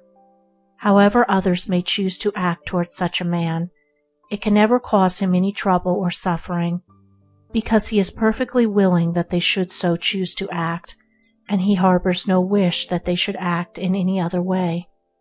He realizes that his sole duty, as well as his entire power, lies in acting rightly toward them, and that he is in no way concerned with their actions toward him. That is both their choice and their business.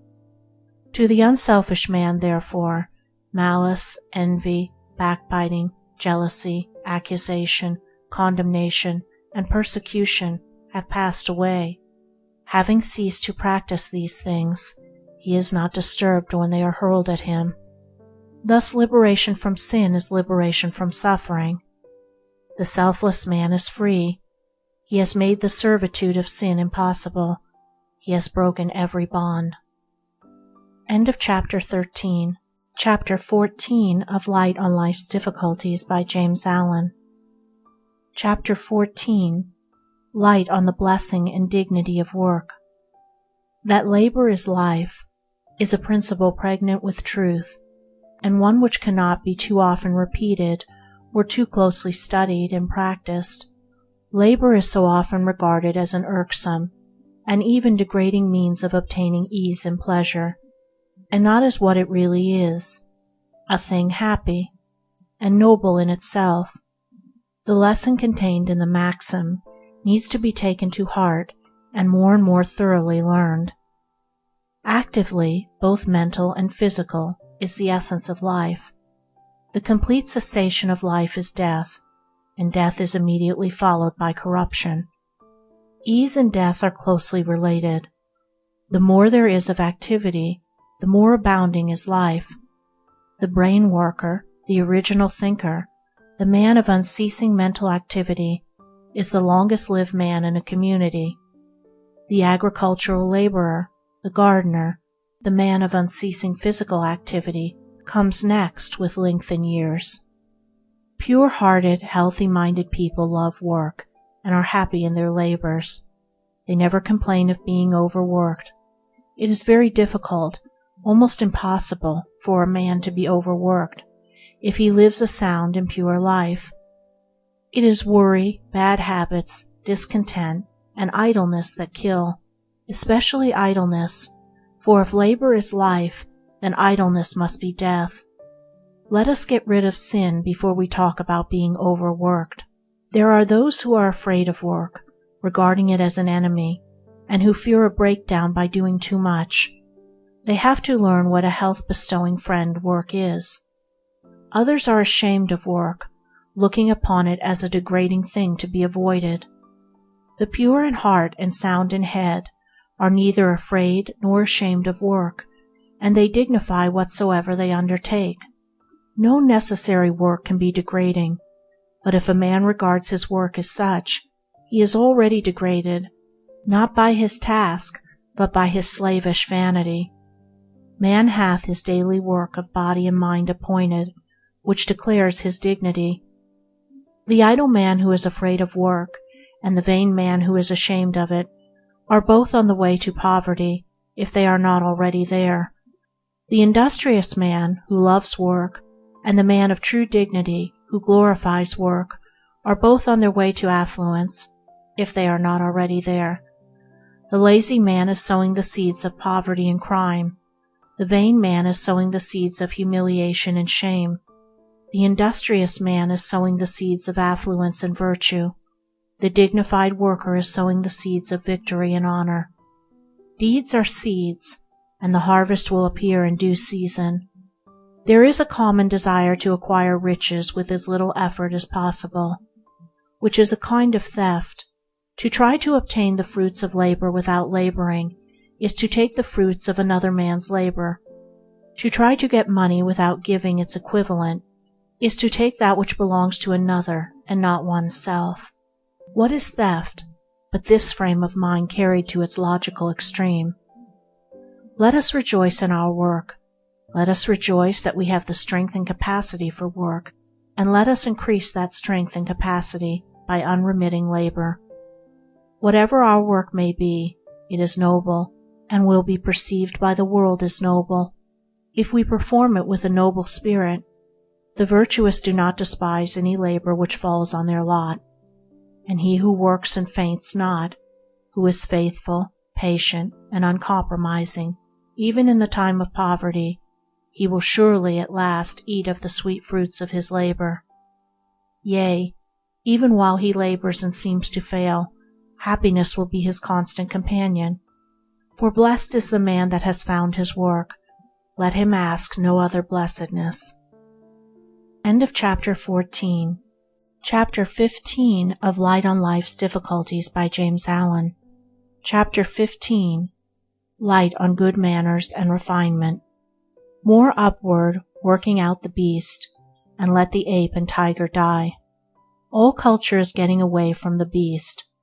Evolution is a refining process, and the unwritten laws of society are inherent in the evolutionary law.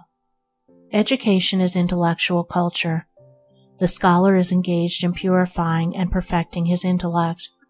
The spiritual devotee is engaged in purifying and perfecting his heart. When a man aspires to nobler heights of achievement and sets about the realization of his ideal, he commences to refine his nature, and the more pure a man makes himself within, the more refined, gracious, and gentle will be his outward demeanor. Good manners have an ethical basis and cannot be divorced from religion. To be ill-mannered is to be imperfect, for what are ill manners but the outward expression of inward defects? What a man does, that he is. If he acts rudely, he is a rude man. If he acts foolishly, he is a foolish man. If he acts gently, he is a gentleman. It is a mistake to suppose that a man can have a gentle and refined mind behind a rough and brutal exterior, though such a man may possess some strong animal virtues, as the outer is an expression of the inner. One of the steps in the Noble Eightfold Path to Perfection as expounded by Buddha is right conduct or good behavior. It should be plain to all that the man who has not yet learned how to conduct himself toward others in a kindly, gracious, and unselfish spirit has not entered the pathway of the holy life. If a man refines his heart, he will refine his behavior. If he refines his behavior, it will help him to refine his heart. To be coarse, brutish, and snappish may be natural to the beast, but the man who aspires to be an even or endurable member of society, not to mention the higher manhood, will at once purge away any such bestial traits that may possess him. All these things which aid in man's refinement, such as music, painting, poetry, manners, are servants and messengers of progress. Man degrades himself when he imitates the brute. Let us not mistake barbarism for simplicity or vulgarity for honesty. Unselfishness, kindliness, and consideration for others will always be manifested outwardly as gentleness, graciousness, and refinement. To effect these graces by stimulating them may seem to succeed, but it does not. Affection and hypocrisy are soon divulged. Every man's eye, sooner or later, pierces through their flimsiness, and ultimately none but the actors of them are deceived.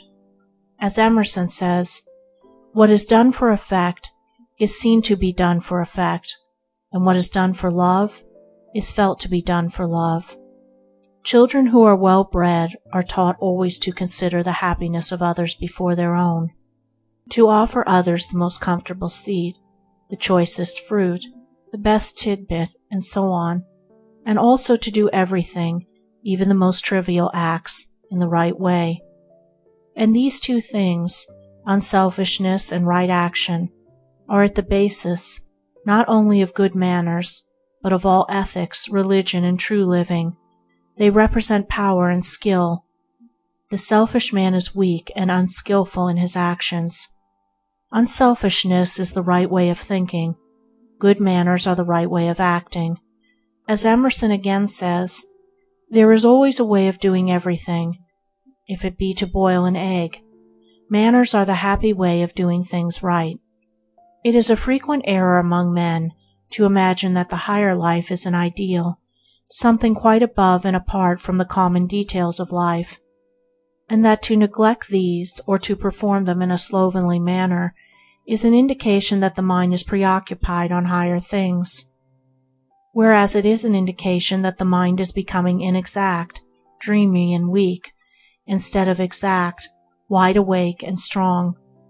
No matter how apparently trivial the thing is which has to be done, there is a right way of doing it, and to do it in the right way saves friction, time, and trouble, conserves power, and develops grace, skill, and happiness. The artisan has a variety of tools with which to ply his particular craft, and is taught, and also finds by experience, that each tool must be applied to its special use, and never under any circumstances must one tool be made to do the service for another. By using every tool in its proper place and the right way, the maximum of dexterity and power is attained. Should a boy learning a trade refuse instruction and persist in using the tools in his own way, making one tool do service for another, he would never become anything better than a clumsy bungler, and would be a failure in his trade. It is the same throughout the whole life. If a man opens himself to receive instruction, and studies how to do everything rightly and lawfully, he becomes a strong, skillful, and wise master of himself, his thoughts and actions. But if he persists in following his momentary impulses, and doing everything as he feels prompted, not exercising thoughtfulness, and rejecting instruction, such a man will attain to nothing better than a slovenly and bungling life. Confucius paid the strictest attention to dress, eating, deportment, passing speech, to all the so-called trivialities of life, as well as to the momentous affairs of state and the lofty moral principles which he expounded. He taught his disciples that it is a sign of a vulgar and foolish mind to regard anything as trivial that is necessary to be done, that the wise man pays attention to all his duties, and does everything wisely, thoughtfully, and rightly. It is not an arbitrary edict of society that the man who persists in eating with his knife be rejected, for a knife is given to cut with, and a fork to eat with, and to put things to wrong and slovenly uses, even in the passing details of life, does not make for progress, but is retrogressive and makes for confusion. It is not a despotic condition in the law of things that so long as a man persists in thinking and acting unkindly toward others, he shall be shut out from heaven. He shall remain in the outer pain and unrest, for selfishness is disruption and disorder. The universe is sustained by exactness. It rests on order, it demands right doing, and the searcher of wisdom will watch all his ways. He will think purely, speak gently, and act graciously, refining his entire nature, both in the letter and the spirit. End of Chapter 15. Chapter 16 of Light on Life's Difficulties by Jamesallen. Chapter 16. Light on Diversities of Creeds. Those who depart from the common track in matters of faith and strike out independently in search of the higher life, as distinguished from the letter of religious dogma, are apt to sink into a pitfall which awaits them at the first step, namely, the pitfall of pride. Attacking creeds and speaking contemptuously of the orthodox, as though orthodoxy were synonymous with evil, are not uncommon practices among those who fondly imagine that they are in possession of greater spiritual light. Departure from orthodoxy does not by any means include departure from sin. Indeed, it is frequently accompanied with increased bitterness and contempt. Change of opinion is one thing, change of heart is quite another. To withdraw one's adherence from creeds is easy. To withdraw one's self from sin is more difficult. Hatred and pride, and not necessarily orthodoxy and conformity, are the things to be avoided. One's own sin, and not another man's creed, is the thing to be despised. The right-minded man cannot pride himself on being broader than others, or assume that he is on a higher plane than others, or think with self-righteous contempt of those who still cling to some form of letter worship which he has abandoned. Applying the words narrow, bigoted, and selfish to others is not the indication of an enlightened mind. No person would wish these terms to be applied to himself, and he who is becoming truly religious does not speak of others in words which would wound him were they directed toward himself. Those who are learning how to exercise humility and compassion are becoming truly enlightened, thinking lowly of themselves and kindly of others, condemning their own sins with merciless logic, and thinking with tender pity of the sins of others. They develop that insight into the nature and law of things which enables them to see the truth that is in others and in the religions of others. They do not condemn their neighbor because he holds a different faith, or because he adheres to a formal creed. Creeds must be, and he who performs faithfully his duty in his own particular creed, not interfering with or condemning his neighbor in the performance of his duty, is bringing the world nearer to perfection and peace. Amid all the diversities of creeds, there is a unifying power of undying and unalterable love, and he or she who has love has entered into sympathetic union with all. He who has acquired the true spirit of religion, who has attained to pure insight and deep charity of heart, will avoid all strife and condemnation. He will not fall into the delusion of praising his own sect, should he belong to one, and try to prove that it alone is right, or disparage other sects and try to prove that they are false. As the true man does not speak in praise of himself or his own work, so the man of humility, charity, and wisdom does not speak of his own sect as being superior to all others. He does not seek to elevate his own particular religion by picking holes in forms of faith which are held sacred by others.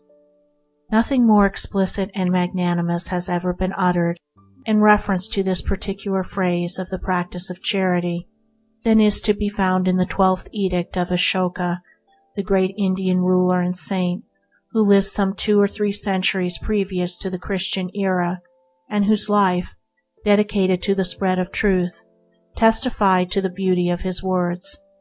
The edict runs thus: there should be no praising of one's own sect and decrying of other sects, but on the contrary, a rendering of honor to other sects for whatever cause honor may be due. By so doing, both one's own sect may be helped forward, and the other sects will be benefited. By acting otherwise, one's own sect will be destroyed in injuring others. Whosoever exalts his own sect by decrying others does so doubtless out of love for his own sect, thinking to spread abroad the fame thereof, but on the contrary, he inflicts the more an injury upon his own sect. These are wise and holy words. The breath of charity is in them, and they may be well pondered upon by those who are anxious to overthrow, not the religions of other men, but their own shortcomings.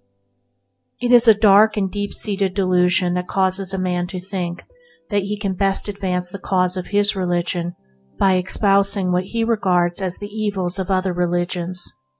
The most part of it is, that while such a one rejoices in the thought that by continually belittling other sects he will perhaps at last wipe them out and win all men to his side, he is all the time engaged in the sad work of bringing into disrepute, and thereby destroying, his own sect. Just as every time a man slanders another, he inflicts lasting injury upon his own character and prospects, so every time one speaks evil of another sect, he soils and demeans his own. And the man who is prone to attack and condemn other religions is the one who suffers most when his own religion is attacked and condemned. If a man does not like that his own religion should be denounced as evil and false, he should carefully guard himself that he does not condemn other religions as such. If it pleases him when his own cause is well spoken of and helped, he should speak well of and help other causes which, while differing from his own in method, have the same good view in the end. In this way he will escape the errors and miseries of sectarian strife, and will perfect himself in divine charity. The heart that has embraced gentleness and charity avoids all those blind passions which keep the fires of party strife, violence, persecution, and bitterness burning from age to age. It dwells in thoughts of pity and tenderness, scorning nothing, despising nothing, and not stirring up animosity. For he who acquires gentleness gains that clear insight into the great law which cannot be obtained in any other way. He sees that there is good in all sects and religions, and he makes that good his own. Let the truth-seeker avoid divisions and offending distinctions, and let him strive after charity, for charity does not slander, backbite, or condemn. It does not think of trampling down another's and elevating its own. Truth cannot contradict itself. The nature of truth is exactness, reality, undeviating certitude. Why, then, the ceaseless conflict between the religions and creeds? Is it not because of error? Contradiction and conflict belong to the domain of error, for error, being confusion, is in the nature of self-contradiction. If the Christian says, "My religion is true, and Buddhism is false," and if the Buddhist says, "Christianity is false, and Buddhism is true," we are confronted with an irreconcilable contradiction, for these two religions cannot be both true and false. Such a contradiction cannot come from truth, and must therefore spring from error.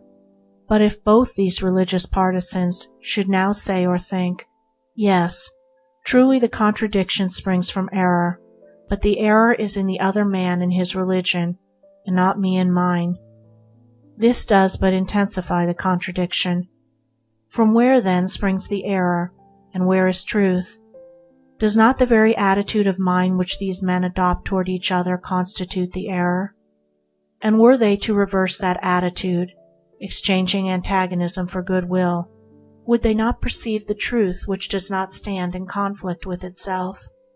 The man who says, "My religion is true and my neighbor's is false," has not yet discovered the truth in his own religion. For when a man has done that, he will see the truth in all religions. As behind all the universal phenomena there is but one truth, so behind all the religions and creeds there is but one religion, for every religion contains the same ethical teaching, and all the great teachers taught exactly the same thing. The precepts of the Sermon on the Mount are to be found in all religions. The life which these precepts demand was lived by the great teachers and many of their disciples, for the truth is a pure heart and a blameless life, and not a set of dogmas and opinions. All religions teach purity of heart, holiness of life, compassion, love, and goodwill. They teach the doing of good deeds and the giving up of selfishness and sin. These things are not dogmas, theologies, and opinions. They are things to be done, things to be practiced, to be lived. Men do not differ about these things, for they are the acknowledged verities of every sect. What then do they differ about? About their opinions, their speculations, their theologies. Men differ about that which is unreal, not that which is real. They fight over error, and not over truth. The very essential of all religion and religions is that before a man can know anything of truth, he must cease from fighting his fellow man, and shall learn to regard him with goodwill and love. How can a man do this while he is convinced that his neighbor's religion is false, that it is his duty to do all that he can to undermine and overthrow it? This is not doing unto others as we would that they should do to us. That which is true and real is true and real everywhere and always. There is no distinction between the pious Christian and the pious Buddhist. Purity of heart, piety of life, holy aspirations, and the love of truth are the same in the Buddhist as the Christian. The good deeds of the Buddhist are not different from the good deeds of the Christian. Remorse for sin and sorrow for wrong thoughts and deeds springs in the hearts not only of Christians, but of men and women of all religions. Great is the need of sympathy. Great is the need of love. All religions are the same in that they teach the same fundamental truths, but men, instead of practicing these truths, engage opinions and speculations about things which are outside the range of knowledge and experience, and it is in defending and promulgating their own particular speculations that men become divided and engage in conflict with each other. Condemnation is the beginning of persecution. The thought, I am right and you are wrong, is a seed prolific of hatred. It was out of this seed that the Spanish Inquisition grew. He who would find the universal truth must abandon egotism and quench the hateful flames of condemnation. He must remove from his heart the baneful thought, all others are wrong, and think the illuminating thought, it is I who am wrong. And having thus thought, he will cease from sin and will live in love and goodwill toward all, making no distinctions, engaging in no divisions, a peacemaker and not a partisan. Thus living charitably disposed to all, he will become one with all.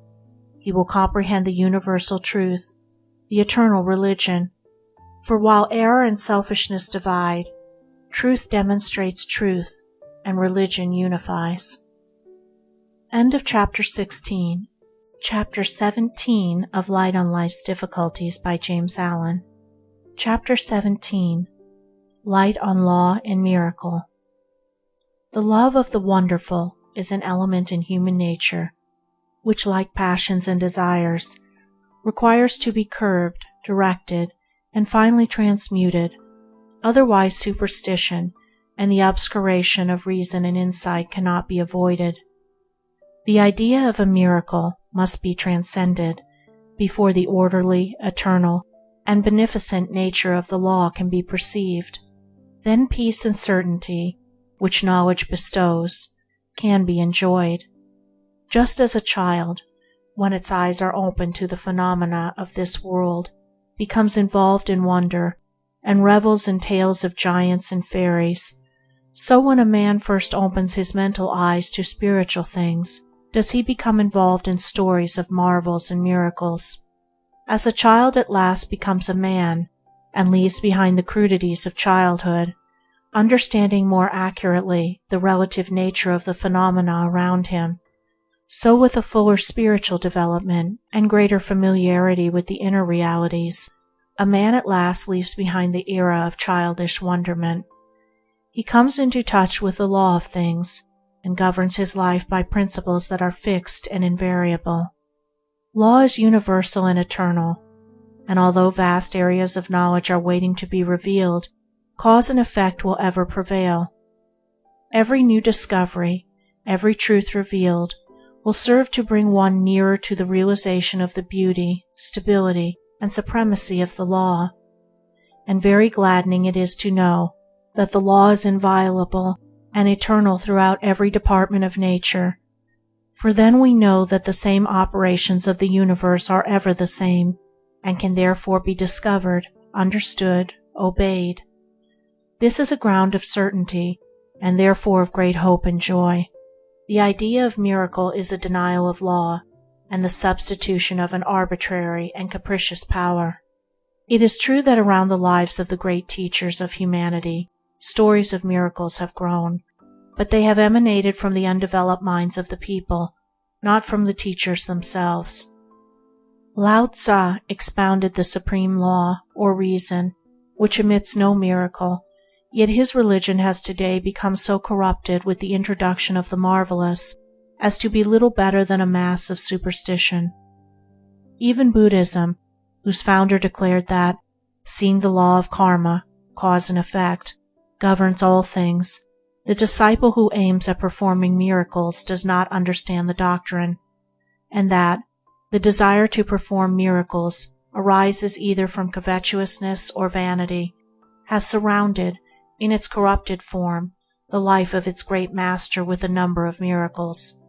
Even during the lifetime of Ramakrishna, the Hindu teacher who died in 1886, and who was regarded by his disciples as an incarnation of deity to this age, all sorts of miracles were attributed to him by the people, and are now associated with his name. Yet according to Max Muller, these miracles are without any foundation of evidence or fact, and Ramakrishna himself ridiculed and repudiated miracle. As men become more enlightened, miracles and wonder-working will be expunged from all religion, and the orderly beauty of law, and the ethical grandeur of obedience to the law, will become revealed and known. No man who desires to perform miracles or astral or psychological wonders, who is curious to see invisible or supernatural things, who is ambitious to become a master or an adept, can attain a clear perception of truth and the living of the highest life. Childish wonderment about things must be supplanted by knowledge of things, and vanity is a complete barrier to the entrance of the true path, which demands of the disciple lowliness of heart and humility. He is on the true path who is cultivating kindness, forbearance, and a loving heart. The marks of a true master are not miracles and wonder-working, but infinite patience, boundless compassion, spotless purity, and a heart at peace with all. End of Chapter 17. Chapter 18 of Light on Life's Difficulties by Jamesallen. Chapter 18. Light on War and Peace. War springs from inward strife. War in heaven precedes war on earth. When the inward spiritual harmony is destroyed by division and conflict, it will manifest itself outwardly in the form of war. Without this inward conflict, war could not be, nor can war cease until the inward harmony is restored. War consists of aggression and resistance, and after the fight has commenced, both combatants are like aggressors and resistors. Thus an effort to put an end to war by aggressive means produces war. "I have set myself stubbornly against the war spirit," said a man a short time ago. He did not know that he was, by that attitude of mind, practicing and fostering the war spirit. To fight against war is to produce war. It is impossible to fight for peace, because all fighting is the annihilation of peace. To think of putting an end to war by denouncing and fighting it is the same as trying to quench the fire by throwing straw upon it. He, therefore, who is truly a person of peace does not resist war, but practices peace. He, therefore, who takes sides and practices attack and defense is responsible for war, for he is always at war in his mind. He cannot know the nature of peace, for he has not arrived at peace in his own heart. The true man of peace is he who has put away from his mind the spirit of quarreling and party strife, who neither attacks others nor defends himself, and whose heart is at peace with all. Such a man has already laid in his heart the foundations of the empire of peace. He is a peacemaker, for he is at peace with the whole world and practices the spirit of peace under all circumstances. Very beautiful is the spirit of peace, and it says, "Come and rest." Bickerings, quarrelings, party divisions, these must be forever abandoned by him who would establish peace. War will continue so long as men will allow themselves, individually, to be dominated by passion, and only when men have quelled the inward tumult will the outward horror pass away. Self is the great enemy, the producer of all strife, and the maker of many sorrows. He, therefore, who will bring about peace on earth, let him overcome egotism, let him subdue his passions, let him conquer himself. End of Chapter 18. Chapter 19 of Light on Life's Difficulties by James Allen. Chapter 19. Light on the Brotherhood of Man. There is no lack of writing and preaching about universal brotherhood, and it has been adopted as a leading article of faith by many newly formed societies. But what is so urgently needed to begin with is not universal brotherhood, but particular brotherhood, that is, the adoption of a magnanimous, charitable, and kindly spirit toward those with whom we come in immediate contact, toward those who contradict, oppose, and attack us, as well as toward those who love and agree with us. I make a very simple statement of truth when I say that until such particular brotherhood is practiced, universal brotherhood will remain a meaningless term. For universal brotherhood is an end, a goal, and the way to it is by particular brotherhood.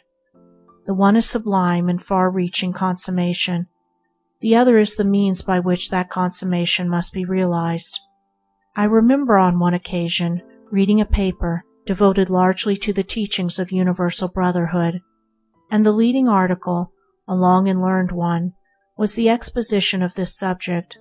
But on turning over a few more pages, I found another piece by the same writer in which he accused of misrepresentation, lying, and selfishness not his enemies, but the brethren of his own society, who bear, at least as far as such sins are concerned, stainless reputations. A scriptural writer asked the question, if a man does not love his brother whom he has seen, how can he love God whom he has not seen? In the same manner, if a man does not love the brother whom he knows, how can he love people of all creeds and all nations whom he does not know? To write articles on universal brotherhood is one thing. To live in peace with one's relations and neighbors and to return good for evil is quite another.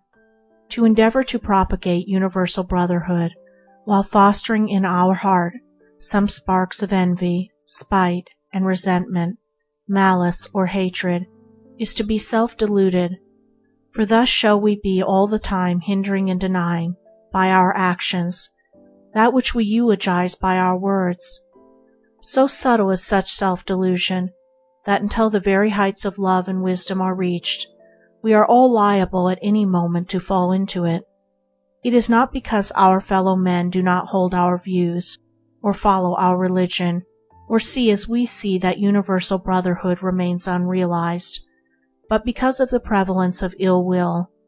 If we hate, avoid, and condemn others because they differ from us, all that we may say or do in the cause of universal brotherhood will be another snare to our feet, a mockery to our aspirations, and a farce to the world at large. Let us then, remove all hatred and malice from our hearts. Let us be filled with good will toward those who try and test us by their immediate nearness. Let us love them that hate us, and think magnanimously of those who condemn us or our doctrine.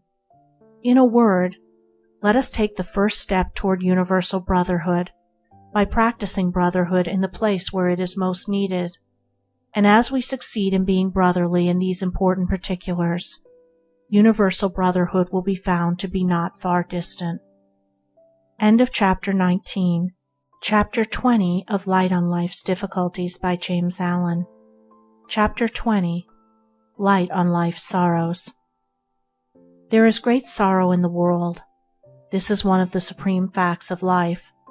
Grief and affliction visit every heart, and many that are today reveling in hilarious joy or sinful riot will tomorrow be smitten low in sorrow. Suddenly, and with swift and silent certainty, comes its poignant arrow, entering the human heart, slaying its joy, laying low its hopes, and shattering all its earthly plans and prospects. Then the humbled, smitten soul reflects, and enters deeply and sympathetically into the hidden meanings of human life. In the dark times of sorrow, men and women approach very near to truth.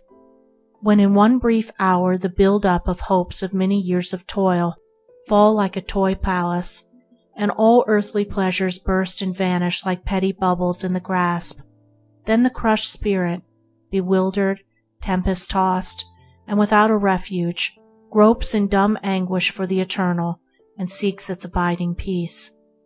Blessed are they that mourn, said the teacher of the West, and the teacher of the East declared that where there is great suffering, there is great bliss.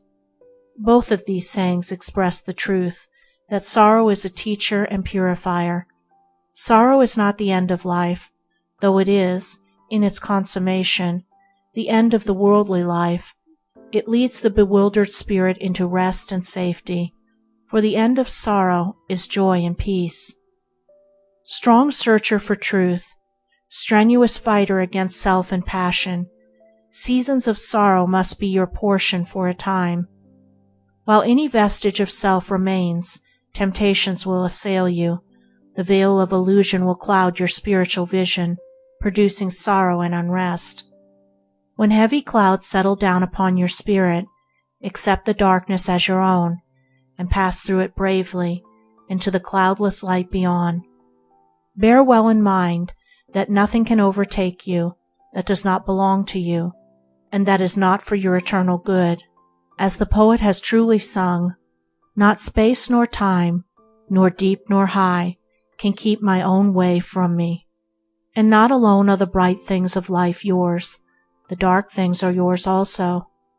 When difficulties and trouble gather thickly about you, when failures come and friends fall away, when the tongue that has sweetly praised you bitterly blames, when beloved lips that pressed against your lips the soft warm kisses of love taunt and mock you in the lonely hour of your solitary grief, or when you lay beneath the sod the cold casket of clay that but yesterday held the responsive spirit of your beloved, when these things overtake you, remember that the hour of your Gethsemane has come.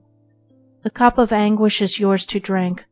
Drink it silently and murmur not, for in that hour of oppressive darkness and blinding pain no prayer will save you, no cry to heaven will bring you sweet relief.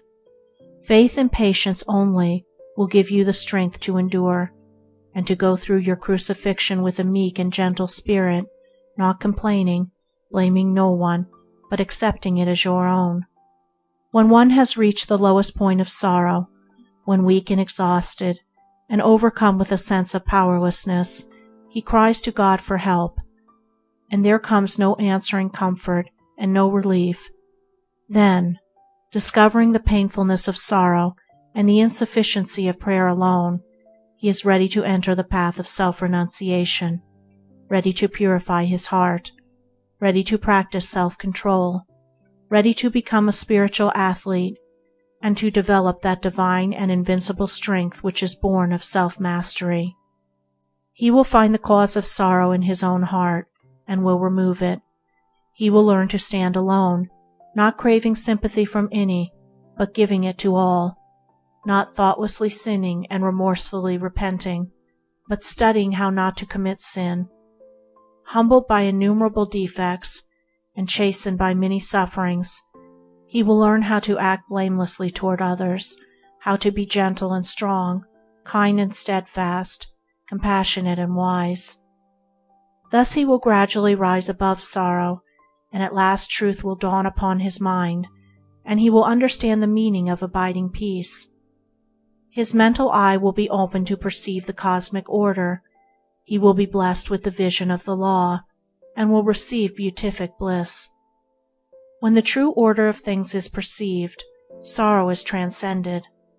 When the contracted personal self, which hugs its own fleeting pleasures and broods over its own petty disappointments and dissatisfactions, is broken up and cast away, then the larger life of truth enters the mind, bringing bliss and peace, and the universal will takes the place of self. The individual becomes one with humanity. He forgets self in his love for all. His sorrow is swallowed up in the bliss of truth. Thus, when you have, by experience, entered completely into the sorrow that is never lifted from the heart of humankind, when you have reaped and eaten all the bitter fruits of your own wrong thoughts and deeds, then divine compassion for all suffering beings will be born in your heart, healing all your wounds and drying all your tears. You will rise again into a new and heavenly life, where the sting of sorrow cannot enter, for there is no self there. After the crucifixion comes the transfiguration. The sorrowless state is reached through sorrow, and the wise do not grieve. Ever remember this: in the midst of sin and sorrow there abides the world of truth. Redemption is at hand. The troubled may find peace, the impure may find purity. Healing awaits the broken-hearted. The weak will be adorned with strength, and the downtrodden will be lifted up and glorified. End of Chapter 20. Chapter 21 of Light on Life's Difficulties by James Allen. Chapter 21. Light on Life's Changes. The tendency of things to advance from a lower to a higher level, and from high to higher still, is universal. The worlds exist in order that beings may experience, and by experiencing, acquire knowledge and increase in wisdom. Evolution is only another name for progress. It signifies perpetual change, but a purposeful change, a change accompanied by growth. Evolution does not mean the creation of a new being from a being of a different order. It means the modification of things by experience and change, and such modification is progress. The fact of change is ever before us. Nothing can escape it. Plants, animals, and human beings germinate, reach maturity, and pass into decay. Even the lordly suns and their attendant worlds, rolling through illimitable spaces, although their life is reckoned in millions of years, at last decay and perish, after having passed through innumerable changes. We cannot say of any being or object, "This will remain forever as it is," for even while we are saying it, the being or object would be undergoing change. Sadness and suffering accompany this change, and beings mourn for that which has departed, for the things which are lost and gone. Yet in reality change is good, for it is the open door to all achievement, advancement, and perfection. Mind as well as matter is subject to the same change. Every experience, every thought, every deed changes a person. There is little resemblance between the elderly and their period of childhood and youth. An eternally fixed, unchangeable being is not known. Such a being may be assumed, but it is a postulate only. It is not within the range of human observation and knowledge. A being not subject to change would be a being outside progress.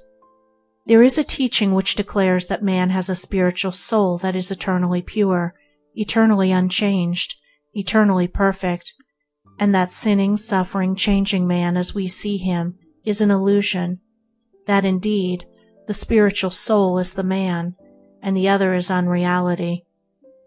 There is another teaching that affirms that man is eternally imperfect, that stainless purity can never be reached, and that perfection is an impossibility, an illusion. It will be found that these two extremes have no relation to human experience. They are both of the nature of speculative metaphysics, which stands in opposition to the facts of life, so much so that the adherents of these two extremes deny the existence of the commonest everyday facts of human experience. That which is assumed is regarded as real. The facts of life are declared to be unreal. It is well to avoid both these extremes and find the middle way of human experience. It is well to avoid opinions and speculation of our own or others. It is well to refer to the facts of life. We see that man passes through birth and growth and old age, that he experiences sin, sickness, and death, that he sorrows and suffers, aspires and rejoices, and that he is ever looking forward to greater purity and striving toward perfection. These are not opinions, speculations, or metaphysics. They are universal facts. If man were already perfect, there would be no need for him to be perfected, and all moral teaching would be useless and ridiculous. Moreover, a perfect being could not be subject to illusion and unreality. On the other hand, if a man could never attain to purity and perfection, his aspirations and striving would be useless. They would indeed be mockeries, and the heavenly perfection of saintly and divine men and women would have to be belittled and denied. We see around us sin, sorrow, and suffering, and we see before us, in the lives of the great teachers, the sinless, sorrowless, divine state. Therefore, we know that man is an imperfect being, yet capable of, and destined for, perfection. The divine state toward which he aspires he will reach. The fact that he so ardently desires it means that he can reach it, even if the fact were not demonstrated in those great ones who have already attained. Man is not a compound of two beings, one real and perfect, the other unreal and imperfect. He is one and real, and his experiences are real. His imperfection is apparent, and his advancement and progress are also apparent. The realities of life claim men in spite of their metaphysics, and all come under the same law of change and progress. He who affirms the eternal sinlessness and perfection of man should not, to be logical and consistent, ever speak of sins and faults, of disease and death, yet he refers to these things as matters to be dealt with. Thus, in theory, he denies the existence of that which he habitually recognizes in practice. He also who denies the possibility of perfection should not aspire or strive, yet we find him practicing self-denial and striving ceaselessly toward perfection. Holding to the theoretical does not absolve one from the inevitable. The teacher of the unreality of sickness, old age, and death is at last caught in the toils of disease, succumbs to age, and disappears in death. Change is not only inevitable, it is the constant and unvarying law. Without it, everything would remain forever as it is, and there would be neither growth nor progress.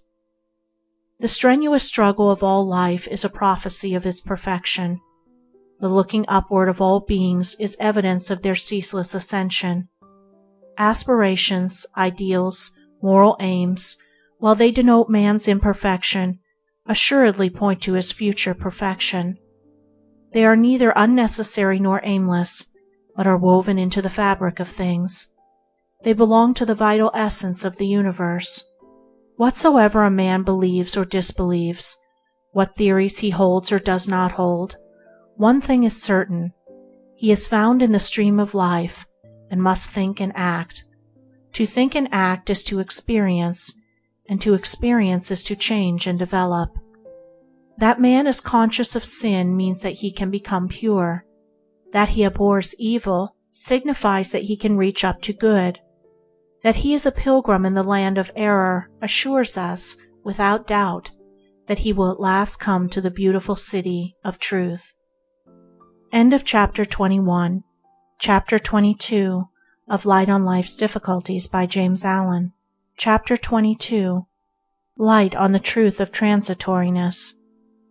It is well sometimes to meditate deeply and seriously on the truth of transitoriness. By meditation, we will come to perceive how all compounded things must pass away, yea, how even while they remain, they are already in the process of passing away. Such meditation will soften the heart, deepen the understanding, and render one more fully conscious of the sacred nature of life. What is there that does not pass away among all the things of which a man says, "This will be mine tomorrow"? Even the mind is continually changing. Old characteristics die and pass away, and new ones are formed. In the midst of life all things are dying. Nothing endures. Nothing can be retained. Things appear and disappear. They become, and then they pass away. The ancient sages declared the visible universe to be Maya, illusion, meaning thereby that impermanency is the antithesis of reality. Change and decay are in the very nature of visible things, and they are unreal, illusory, in the sense that they pass away forever. He who would ascend into the realms of reality, who would penetrate into the world of truth, must first perceive, with no uncertain vision, the transitory nature of the things of life. He must cease to delude himself into believing that he can retain his hold on his possessions, his body, his pleasures, and objects of pleasure. For as the flower fades and as the leaves of the tree fall and wither, so must these things, in their season, pass away forever.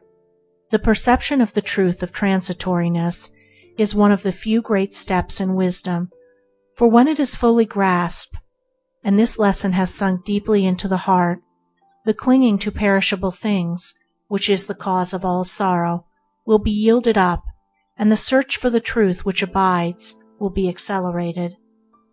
Anguish is rife because men and women set their hearts on the acquisition of things that perish, because they lust for the possession of those things, which even when obtained cannot be retained.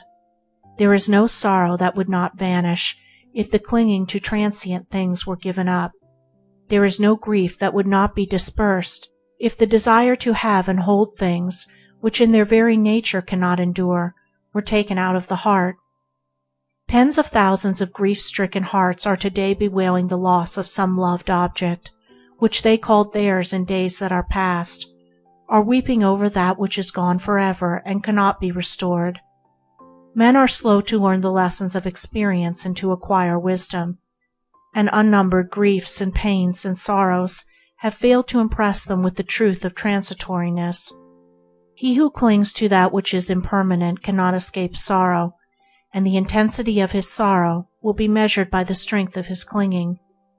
He who sets his heart on perishable things embraces the companionship of grief and lamentation. Men and women cannot find wisdom because they will not renounce the clinging to things.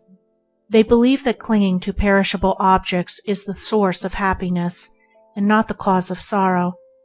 They cannot escape unrest and enter into the life of peace because desire is difficult to quench, and the immediate and transitory pleasure which gratified desire affords is mistaken for abiding joy.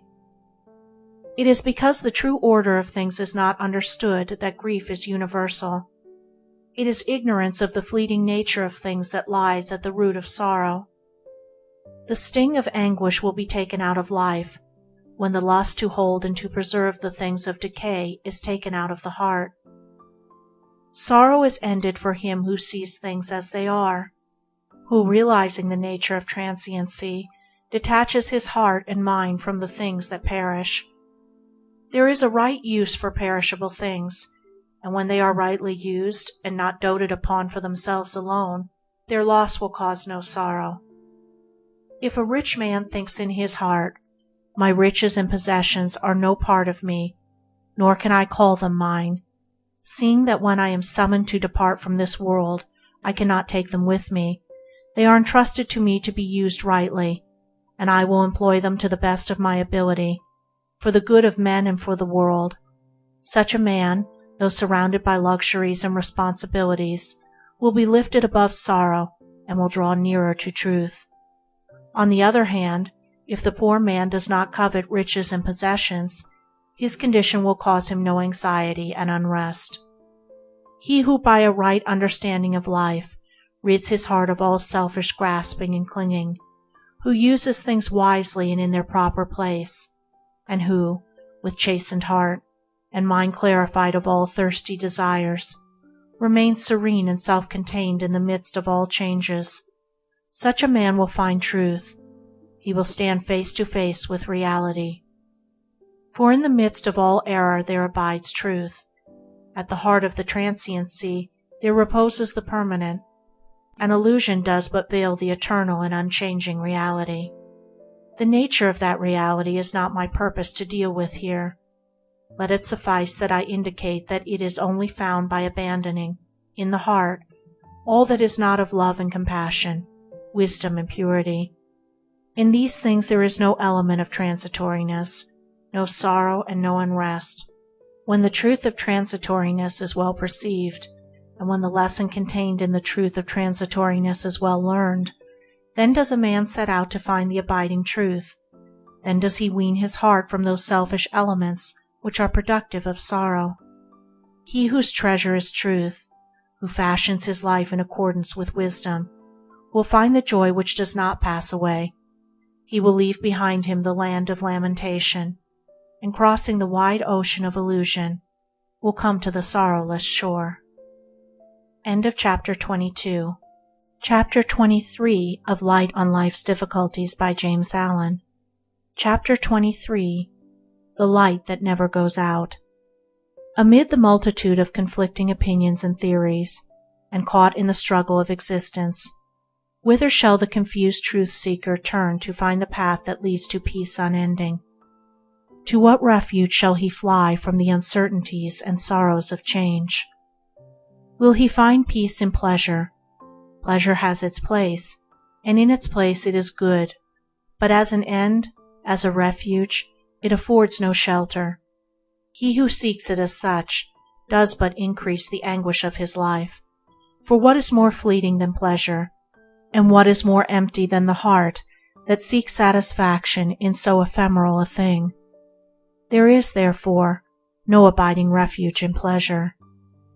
Will he find peace in wealth and worldly success? Wealth and worldly success have their place, but they are fickle and uncertain possessions, and he who seeks them for themselves alone will be burdened with many anxieties and cares. When the storms of adversity sweep over his glittering yet frail habitation, he will find himself helpless and exposed. But even should he maintain such possessions throughout life, what satisfaction will they afford him in the hour of death? There is no abiding refuge in wealth and worldly success. Will he find peace in health? Health has its place, and should not be thrown away or despised, but it belongs to the body which is destined for dissolution, and is thereby perishable.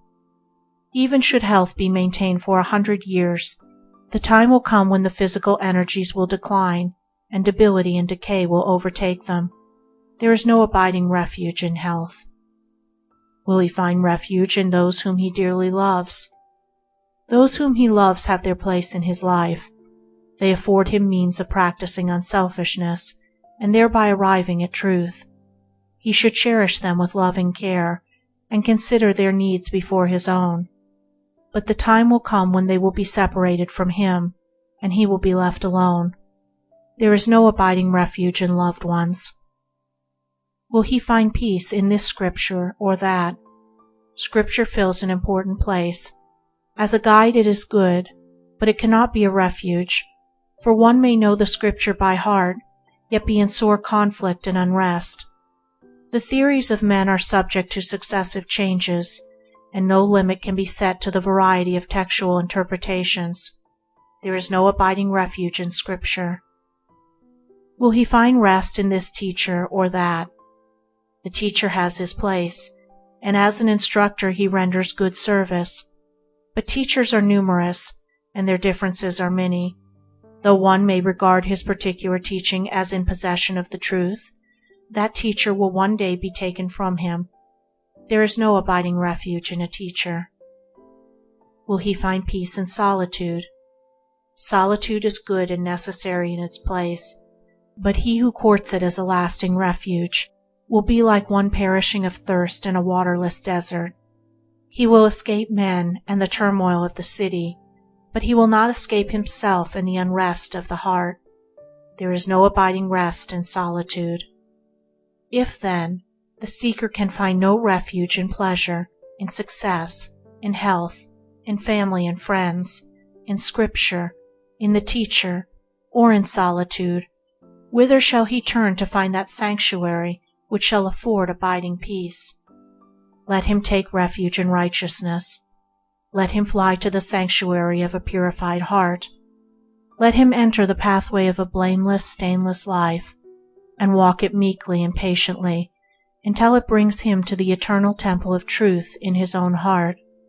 He who has taken refuge in truth, even in the habitation of a wise, understanding, and a loving and steadfast heart, is the same whether in pleasure or pain, wealth or poverty, success or failure, health or sickness, with friends or without, in solitude or noisy haunts, and he is independent of Bibles and teachers, for the Spirit of Truth instructs him. He perceives without fear or sorrow the change and decay which are in all things. He has found peace. He has entered the abiding sanctuary. He knows the light that will never go out. End of chapter 23. End of Light on Life's Difficulties by Jamesallen.